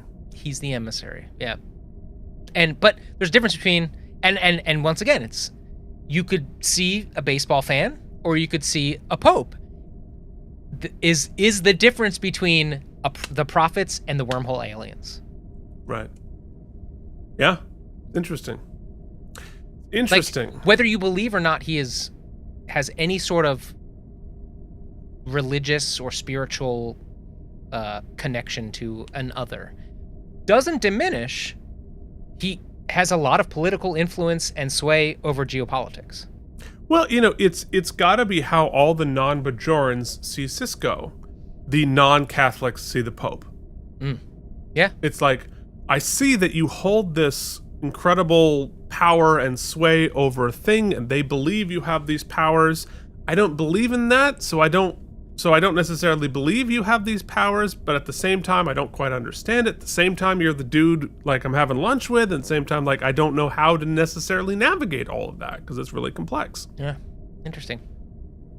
So our heroes can't get through the weapon platform's shields, but Garrick notices the weakness in the Death Star. They don't have their own power source. They're being powered from a remote location. So they're going to have to find the power source and destroy it. Back on Deep Space Nine, Bashir tells Dax that the medical technobabble he's been working on is going to allow her to have a baby after all. She's delighted. And she goes to thank the Bajoran prophets because Kira said a prayer for her and Worf. So she goes to the shrine. Well, before that, yeah. Quick aside, when I watched it again today, upon first viewing, I saw Bashir here kind of reliving that. There's a moment they have that I feel almost feels like two people are about to kiss or there's an unspoken something between them. Mm-hmm. And I was confused when I first watched it because I was like, what is that? Was a weird... There's a weird beat. There's a weird beat. There's something... Or weird energy to it. Yes, there's something additional I'm not understanding narratively. I think that was a rap scene for them. I think that was their last... I'm sure it was. And he was... What I felt was him not being able to articulate that foreknowledge because he shouldn't, and I just think right. Sometimes what Alex was feeling in that moment. Yeah, we'll call it closing night syndrome, right? Where you go see a show, you don't know it's closing night, and you're like, why are they all so emotional? Right? Man, the energy it doesn't is really so weird. fit the arc of this show, and it's because those people are trying to hold it together. Or it's not closing night; it's someone's closing night.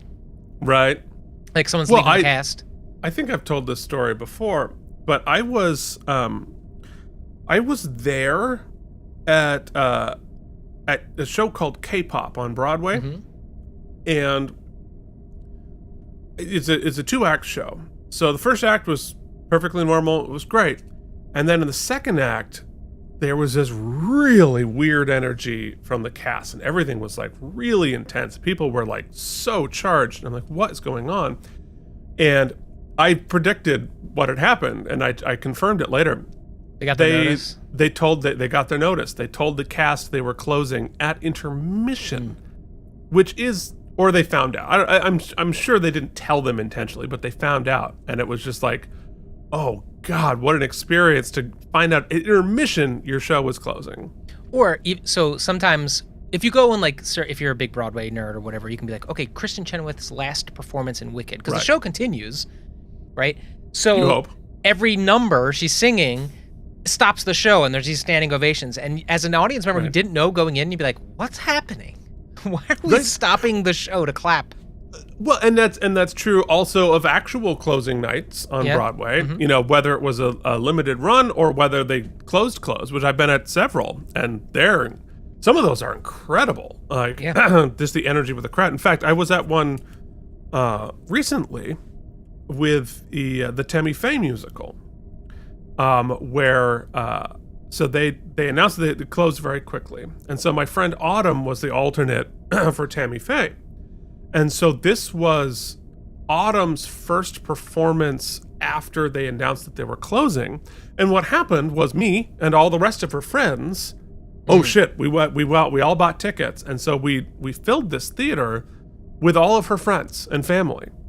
And so it was an incredible show, because like the show began with like Autumn like on a box in the middle of the stage all alone in silence, and there was like a 3-minute standing ovation just at the beginning of the show. And so it was this incredible show, incredible performance, because it was just all friends and family there saying like, hey, we know you're closing, that sucks, we're here for you.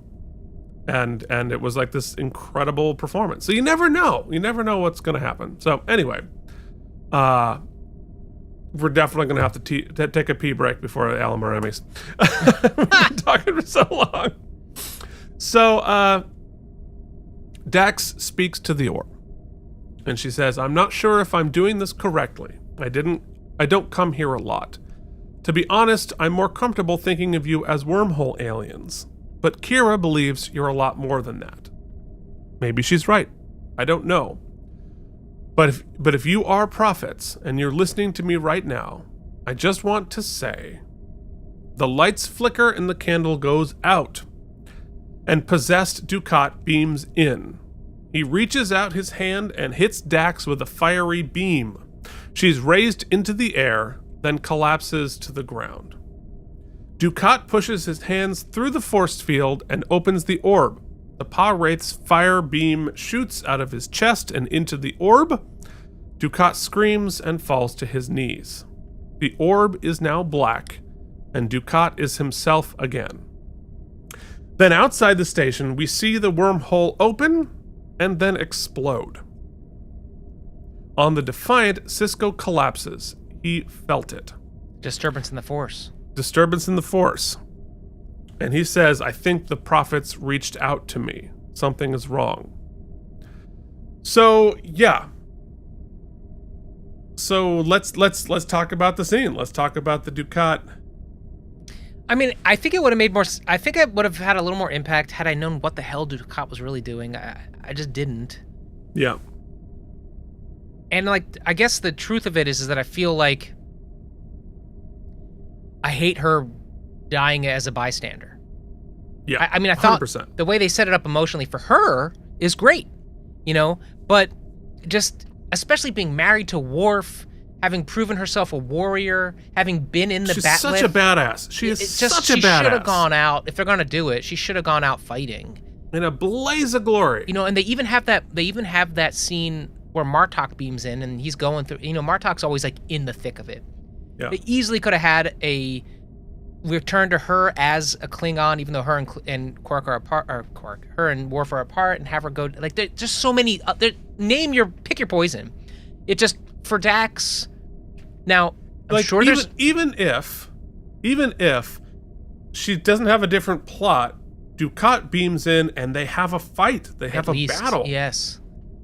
Yeah, listen, I can hear the argument. I've tried to make it to myself of, But this reiterates that anybody can go at any time, right? It's not always that way, blah, blah, blah. You could step on a... It's TV, man. You have control. You're writing the story. I do not buy for a second that this was just to reinforce anybody can go at any time. No way. Right. It's the first main cast member we've killed. Yep. This is how you go about it. There's something that just doesn't work for me. Yeah. Well, it reminds me a lot of Tasha Yar, who similarly sort of died with an arbitrary thing with godlike powers, who just sort of zapped her away just to, get her out of the way because she was annoying like a bug. Mm-hmm. And obviously, this is a disservice to the character of Dax. Mm-hmm. It's a disservice to Terry Farrell. We're not going to talk about anything behind the scenes yet, but just within the context of the story in canon, it just sucks. It sucks that they did it this way. Yeah. I don't mind it being Dukat, although I wish it were somebody that she'd had more of a relationship with, because, Kira and Dukat, Sisko and Dukat have this particular relationship. It feels, like I don't know who I would have her killed by, right? But she didn't have much, like Dax and Dukat didn't really cross paths very much. Mm. It really wasn't that big of a deal. It should have been some battle. She should have saved Worf. Look, they teased that episode, right? Where she almost died on that planet with Worf. Right. To sacrifice herself for... That could have worked. She should have saved the station. She should have saved somebody. She should have, the way Dax should go out is covered in blood, holding a bat'leth, surrounded with a pile of bodies at her feet. Full stop. Sounds great. Doing something scientific. Sure. Or saving some sort of... Or as the cop-out I would have accepted, if we don't have the money or whatever it is, or the time, is very much like a lot of other properties. Strange New Worlds, in fact, did it. Have her make a sacrifice off camera, right? It's me or the station. I've got to jettison myself out into whatever the heck it is, and it's very cheap and off. But at least I got to fly the bomb into the sun or whatever it is. Yeah, something like that. To circle back to where I started this episode, because I need to close that circle. In examining why it broke my heart, right? I wish I could say it was like your one true love, and you grew apart, you said goodbye because somebody's going off to college or whatever, Right. And that it was that kind of heartbreaking. But no, it's more like the relationship where you did something stupid, said something stupid, and it kind of broke the foundational trust of the relationship, whatever the freak it was. And looking back upon it, you're like, I should have handled that different. It didn't need to go down that way.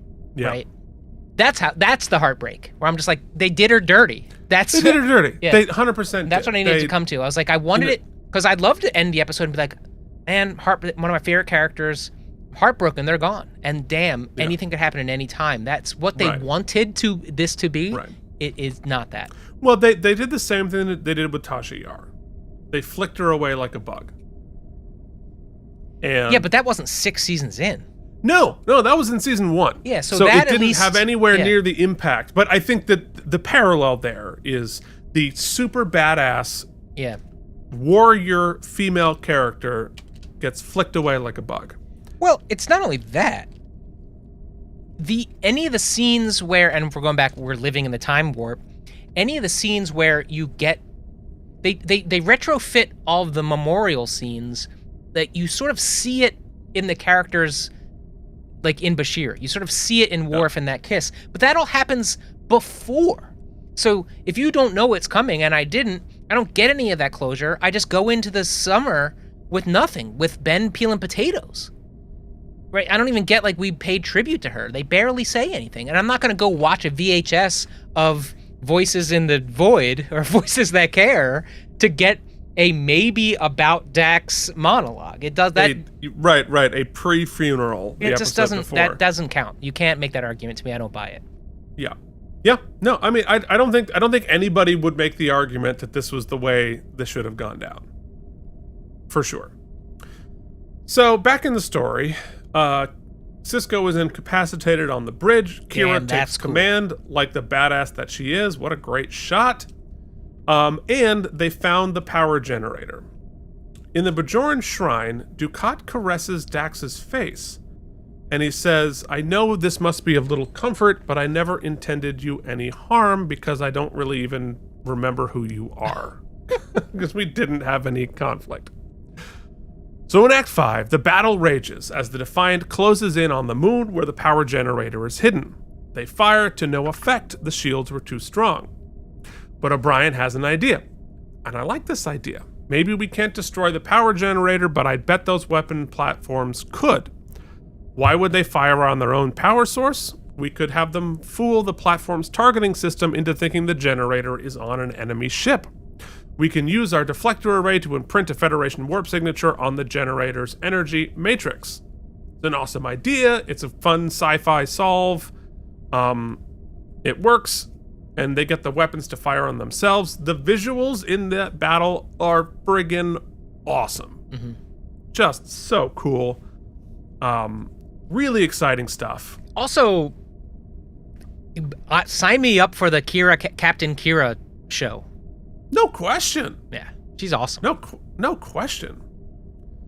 So, the fleet blows through the platforms and heads to Cardassia, and Martok prepares to send ground troops. And again, I wish this were a 3-part episode so that whole battle could be an episode. It all felt rushed. Anyway, then they get a Priority 1 message from Deep Space Nine. On Cardassia, the bad guys are pissed.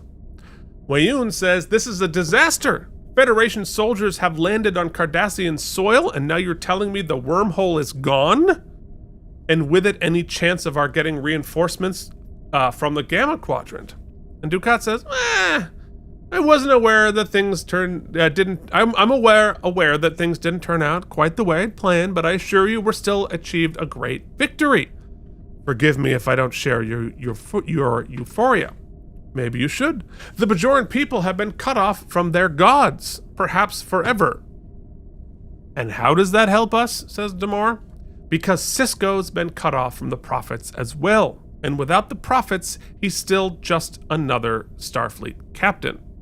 And Wayun, and that's supposed to make us feel better? Believe me, it will. So the Defiant docks on Deep Space Nine. Worf runs out of the airlock towards the infirmary. I thought that was a very effective shot. I really liked that shot.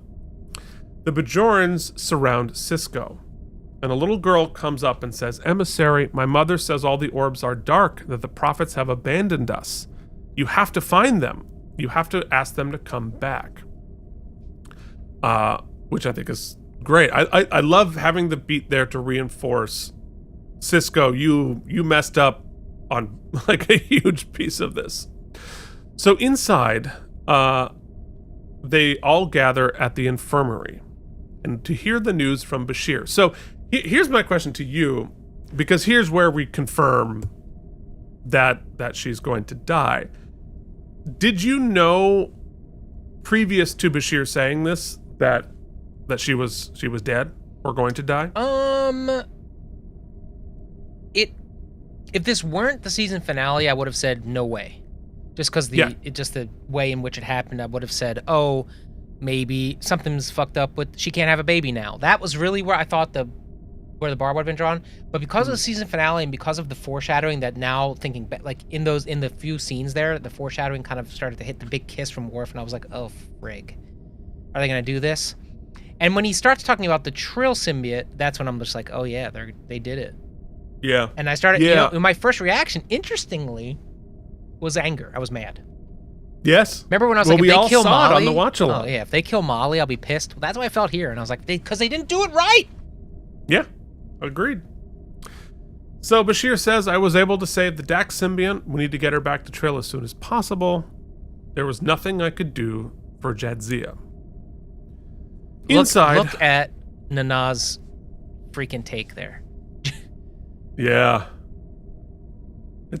They all have a different take, and it's great. This was great. This was the scene where like it wasn't enough, but their performances so good. So good. So inside, Worf and Dax speak at her deathbed, and her final words are, "Our baby would have been so beautiful," which I thought was a great, like, very heartbreaking way to finish it. And she dies. And Worf howls, which is a great beat for both of them. Just, like, regardless of how they killed her off, it is incredibly heartbreaking to have this scene. Well, because, for Worf, actually, of all of the stuff, I think Worf has the most interesting, he's left in the most interesting place here, or for me, the least kind of tropey place. I mean, the Ben, I love Ben, but it's very kind of, he's sitting there peeling potatoes. It's a little tropey. Though I think great for a season finale, don't get me wrong. But anyway, Worf has come emotionally so many different places and had to build, and they've painted such an interesting tapestry of emotional context for him. The question where it leaves him, is really my most interesting question going into season 7. Well, and we talked about this on the live stream, like, Worf's, the amount of tragedy that Worf has lived through is astounding, right? His father is killed, his mother, he never knew his mother, his father was killed and blamed. His family is disgraced for a while. Was disgraced. Alexander's mother is killed in his arms. His brother, his brother kills himself, right? And now he loses Dax. Like, it is just like, or brother doesn't kill himself. He gets memory rebooted. Anyway, it's still essentially the same thing. He's lost everyone over and over, and he just faces tragedy after tragedy after tragedy. And this is probably the hardest hit. For a species that's culture is so rooted in battle, physical battle. Really, Worf's battles have been emotional. Yeah, for sure. His legacy, his warriorness has been. He's an emotional warrior now. He's had to be. Yeah, and perhaps coincidental, perhaps not. The only way he became the security chief on the Enterprise was because they killed Tasha Yar in a similar way that they killed Dax. So it's interesting. So I mean, as much as they did her dirty, I do think there is potential through the character of Worf to maybe for me to get that closure through avenging in some sort of way, which is very, very Klingon. So we'll see how they handle it. Yep. Yeah. Well, we don't know yet. Right. So later, Sisko monologues at the coffin. And he says the funeral to Dax, the body. He says the funeral service is due to begin in a few minutes, Jadzia, but I need to take some time to talk to you one last time. When I first met you, you said that my relationship with Jadzia Dax wouldn't be any different than the one I had with Curzon Dax, but that's not the way things worked out. I had a hell of a lot of fun with both of you, but Curzon was my mentor. You were my friend. And I'm going to miss you. I shouldn't have listened to the prophets and not gone to Cardassia. Maybe then you'd still be alive. Why aren't you here, Jadzia? I need you to help me sort things out. Something's happened to the prophets, something that's made them turn their backs on Bajor, and I'm responsible. But I don't know what to do about it, how to make it right. I failed as the emissary for the first time in my life. I failed in my duty as a Starfleet officer. I need time to think, clear my head, and I can't do it here, not on the station, not now. I have to get away, so I can figure out a way to make things right again. I have to make things right, Jadzia. I have to. Setting off Sisko's journey. So later, everyone except I have to say Worf, real quick, in having you read that very deliberately and scrolling through these screenshots, that scene was lit incredibly, written really well, shot really great. And I didn't sense its impact at all because it was so fast at the end. Right. Like You were still trying to process what had happened. we gave it way more time right here, and it like actually is moving me. Did not get it in the episode. It fly through the cut. I mean, I imagine if they had a shot to do it again, they would have stretched this out. Yeah. For sure. So later, everyone except Worf says goodbye to Sisko and Jake. They're leaving the station and returning to Earth. Sisko is taking a leave of absence and leaving Kira in charge. Odo follows Kira into her now office. She's troubled to see that Sisko took his baseball. Now, I was afraid of that. He's not sure he's coming back. And lastly, I'm going to read the stage directions here because I think it's good to see how they conceived of it. It says, a warm Louisiana evening. Camera slowly drifts down the dark, empty alley. As we move, we begin to hear the faint, rollicking sounds of a New Orleans jazz band coming from inside of one of the buildings. As we continue to move, we begin to distinguish a new sound, an intermittent clang of something hitting a metal bowl. Camera comes to rest on Ben Sisko, dressed in a cook's white t-shirt and pants, scrubbing on the back steps of his father's restaurant, scrubbing the shells of fresh clams and tossing them into a large metal bowl. Sisko seems calm and at peace, lulled by the simple, repetitive actions of preparing the food. Jake enters. Dad. Grandpa's ready to close the restaurant. He wants to know when you're coming in. In a little while, says Sisko. And that is where we leave Deep Space Nine at the end of Season 6. Let's talk about it.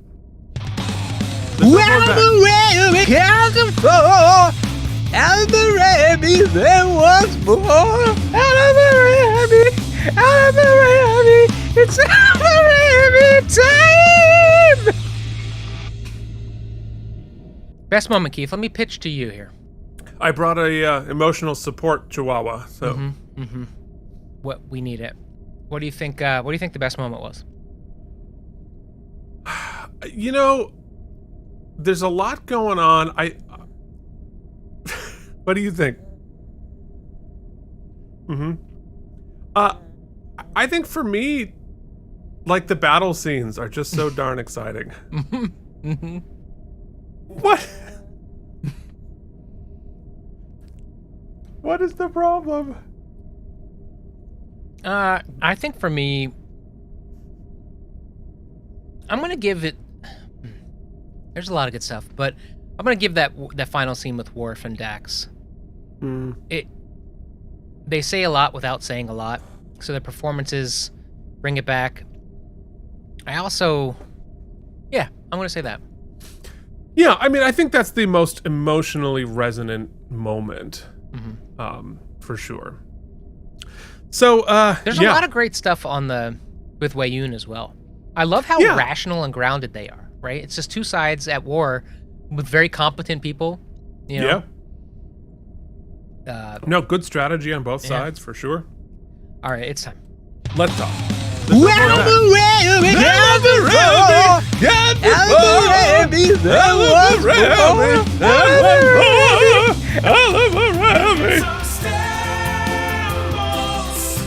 Hell yeah! They are self-sealing. Here are some samples for you.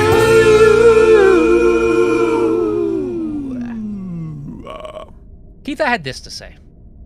All right. You journaled. Let's hear from Mike's journal. There's a lot to love here. Dominion War plot hits hard. It's a real sense of event level weight, right? Felt like a season finale. The battle sequences, absolutely thrilling, absolutely hold up. The tone feels appropriately heavy. Episode does an excellent job of setting the table for a season 7. Sisko's arc, especially his emotional fallout from and symbolic retreat, it lands. There's some real power. We go to black, a lot of questions. The baseball scene at the end, though a little on the nose like a lot of the beats in this episode, but it's chef's kiss, right?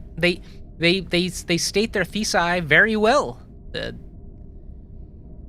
in that scene with the general making, there's a lot. It's about choice. It's about consequence, right? But while the macro works, the micro stumbles for me.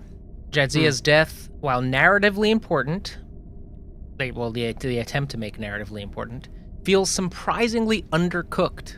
For such a beloved main character, her exit lacks the emotional gravity and build-up it deserves.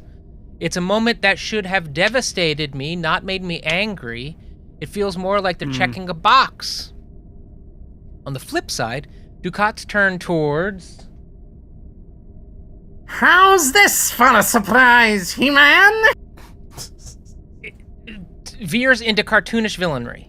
After seasons of nuanced moral ambiguity, reducing him to a red-eyed demon, literally, channeling the evil spirits undercuts the grounded war drama that's taking place around him. In the end, Tears of Prophets, Keith, is a strong episode that juggles the weight of an epic finale, even if a few key character moments miss the mark, he said, completely trying to ride the middle line a bit. I'd say, as a season finale, it is really great, right? Setting up. As an episode of Trek that kills one of my favorite characters, it really misses the mark. So, I think if I was going to take it as just a season finale and took the Dax part out, right? We're in like the 83 to 84 territory, I think. Solid B. The last bit, great, like I said, great table set. The Dax of it all, I can't get over it, man. I'm really upset. It stumbles a lot. It loses at least 10 stem bolts, which brings us to 74, and 3 just because I'm still pissed. So I'm going to say 70 stem bolts. 70, yeah. It's tough for me. It's a lot to take in. It's a lot to talk about. It's interesting to get your point of view on it because it's so fresh. Yeah. Right? You have a fresh 30-year-old take. The freshest. The freshest. It's like those hot dogs my mom put in the freezer. They're still good. Still good? Yeah, totally. Because it's like what I feel about how they handled Jadzia's death, like, it was angry at the start, and now it's sort of just like disappointment. It's a little more sadness than anger, but there's still some anger there. But like the anger receded into sort of like such a bummer, and so yes, like for me, the episode is really hampered by that. It is really hurt by that. The battle of it all. What's that? We didn't need it. I mean, No. We'll find out why, but I guess. But Yeah. No, I mean it is frustrating. It is sad. It is a sad way to do that. The larger arc, right? I think the having the battle, having the Federation go on the offense, handing the keys to Sisko, and then having it blow up in his face. Like I really like that. I think forcing Sisko to decide between the Prophets and Starfleet, his dual masters, like that is where we were headed, right? And you want to have there be consequences because he was in a damned if you do, damned if you don't choice. And you need to see the consequences of that, right? Had he stayed, the choice, he would have been fired from Starfleet. And like, I think we could have reinforced the consequences of either side of that decision a little bit more. But because the Prophet said, if you do this, there will be bad consequences. Starfleet should have said, if you don't, there will be bad consequences too, but whatever.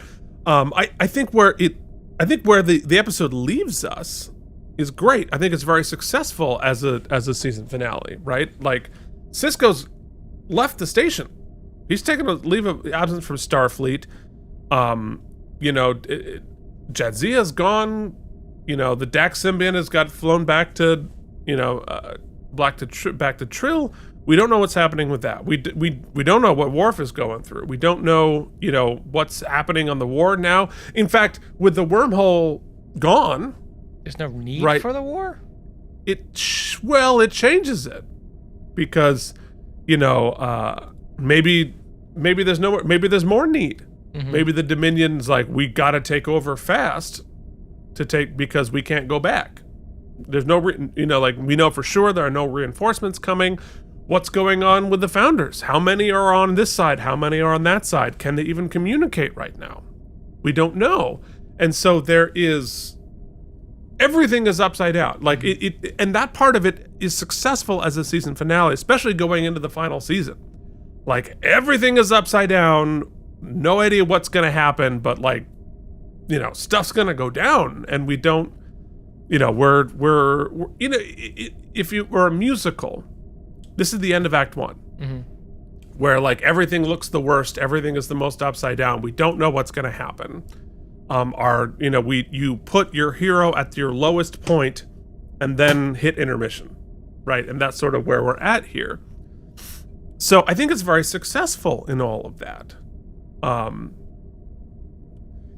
Dukat as the Chaos agent, I don't dislike it as much as you do, because this situation that this war, this galactic thing that we're dealing with here, is much more Battle of Five Armies mm-hmm. than it is two opponents. Right? Because you have the Dominion and the Federation, you have the Prophets, the good guy Prophets, the bad guy Prophets. You have Dukat as the wild card. It is not the 1 versus 1 battle. This is 5, 6 pieces, because you still have Kai Wynn, and that you've got a lot of moving pieces, and they don't all line up perfectly into oppositional forces. And I don't mind that. Mm-hmm. That it feels much more complex than all of that, than just a simple bad guy, good guy. So, for that, again, I know that we are mid-story. We're not at the end of the story. So I think it's successful for all that. I do think, on the critical side, it's rushed. They were able to tell all of those stories.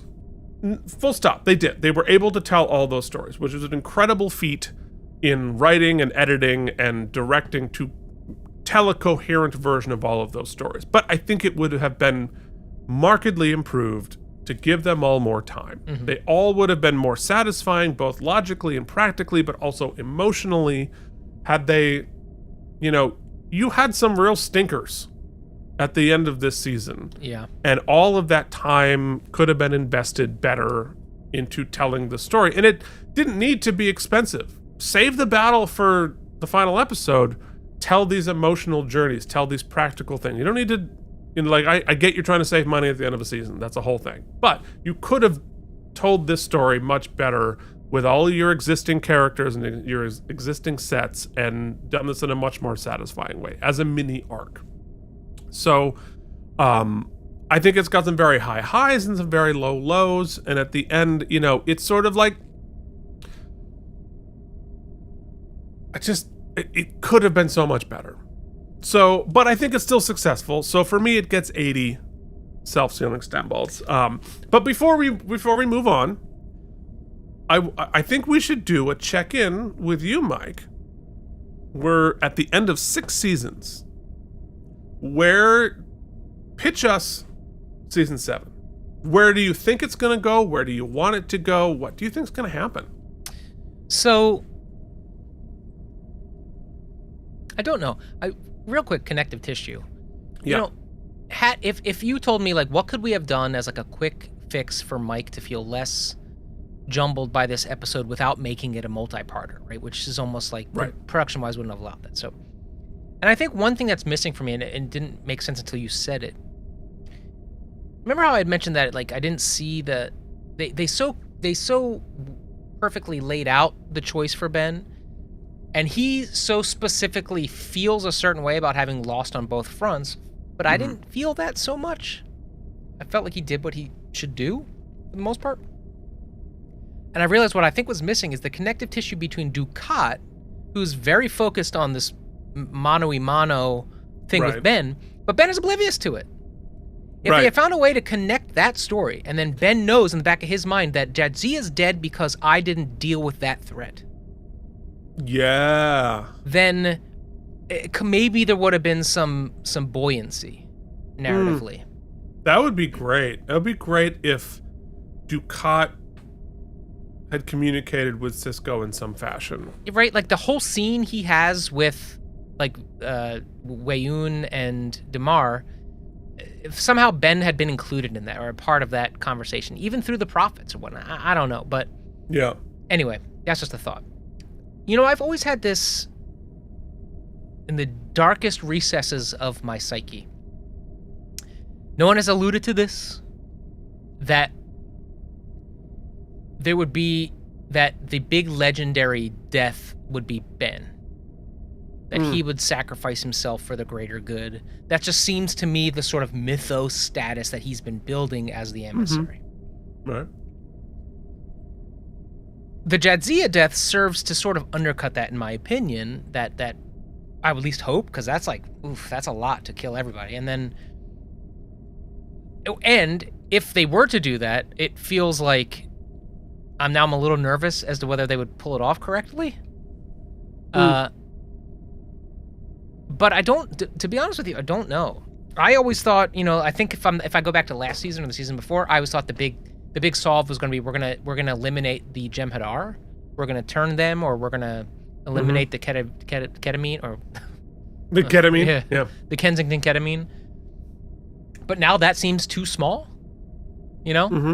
Like we've sort of blown open the whole thing. Now we've got the pod wraiths and the whole. I don't know. The soup. There's more ingredients in the soup now than there ever have been. A lot of ingredients in the soup. Yeah. And so I understand why Ben just wants to like get back to basics and shuck some clams. Totally. Now, I guess my big question goes to, and I loved season 5's cliffhanger where the station was occupied. Right? That was season 5. Yeah. Yeah. That was a great way to leave us. And then great way. So my big question is this: I don't have the too long didn't read, Keith. Is that I don't have a prediction, but here's what I'm curious about and hope for. I hope we don't take as long to get back on the station, metaphorically. Like we waited some episodes under occupation before we. I think it was 6. Yeah. And those felt worth it, and there was gravity and whatnot, but I hope that we don't. I hope, because I want this season to not be a series of mini arcs, as JD said. Like, I want to hyper-focus, which is what I would love to see. And just, like, have it be one big arc of a season. That would be the dream. Who knows, right? Who knows if they can do it? That's what I would like to see. Like, let's land this bird, right? Yeah. Because emotionally, like, we've got Odo and Kira together. Kira's gone, or Jadzia's gone. Ben's doesn't know what he wants to do, right? We've got Quark is sort of operating in his own terms. Like, everybody's done. We've built the characters. We're there. We've got everybody. Right. In their final form, right? So let's just tell the story now. Like, spend the summer, figure out how you want the Dominion War to end, and let's figure out how we can make that take 26 episodes. Like, let's work from there. If we know going in, season 7's it. Yep. Let's have less profit and laces, and let's go for this thing. Yeah. And Worf better rip someone's freaking head off at some point to make Jadzia worth it. Or I want to go back. Here's like a side note. I want to have an episode where we are on Trill and we get to meet the little cadet or whomever they put Curzon into now. Or Dax into. I want to know. Right. I need to know. I want to know. Yeah. Well, fair. Those are that sounds like a good plan to me. Like that sounds good. So, yeah. I mean, I can't believe we have only one season left to go. It's got to be better than the practice. Yes, mercifully. I with no spoilers other than I can say it's a lot better than the final season of The Practice. Awesome. All right. Okay. So yeah. So in the world, this got an 8.2 out of 10, which makes it 31 out of 173 episodes of Deep Space Nine. Next, Man, I can't believe we gotta wait a whole summer. no, we don't. It's just gonna be next week, buddy. That's the best part. So next week we will be discussing season 7, episode 1, Image in the Sand. Keith, what will our last season look like? Will we go back to the green screen? Will we be floating about, or are we just gonna be, or is it just a minor touch up? It's the last season. What are we doing? Well, it's already been designed. It's already done. So I'm just gonna click a button next season or next week, and it's just in here. Yeah, once I figure out where all the assets are. Yeah. But yes, no. So we will have a new look, but we will not be doing green screen because that's a huge pain in the ass. Huge, the worst idea. Such a pain in the ass. That's such a bad idea. No, we will not be doing a labor heavy look. We will have a new look, but not a labor heavy look. So, yeah. Very excited. The amount of cheesesteaks I've been eating, my look's heavy enough. Oh, I'd go for it. Oh, you make good cheesecakes. Steaks. Ooh, been talking for too long. You know, YouTube viewers, this is what I mean about I only have so many words. Appreciate if before you it leave all my goes to cheesecakes hell. out of this. Yeah, All right, folks. We'll see you in season 7. Till then, this has been Keith and Mike. Watch Deep Space Nine. We love you, Jadzia. Thank you for watching K&M Entertainment. If you enjoyed our particular brand of nonsense, please like and subscribe. Or become one of our patrons at patreon.com/KNM. Kiss me like you did that one night on Naboo. Gross. That is gross. That ASMR made me want to hurl.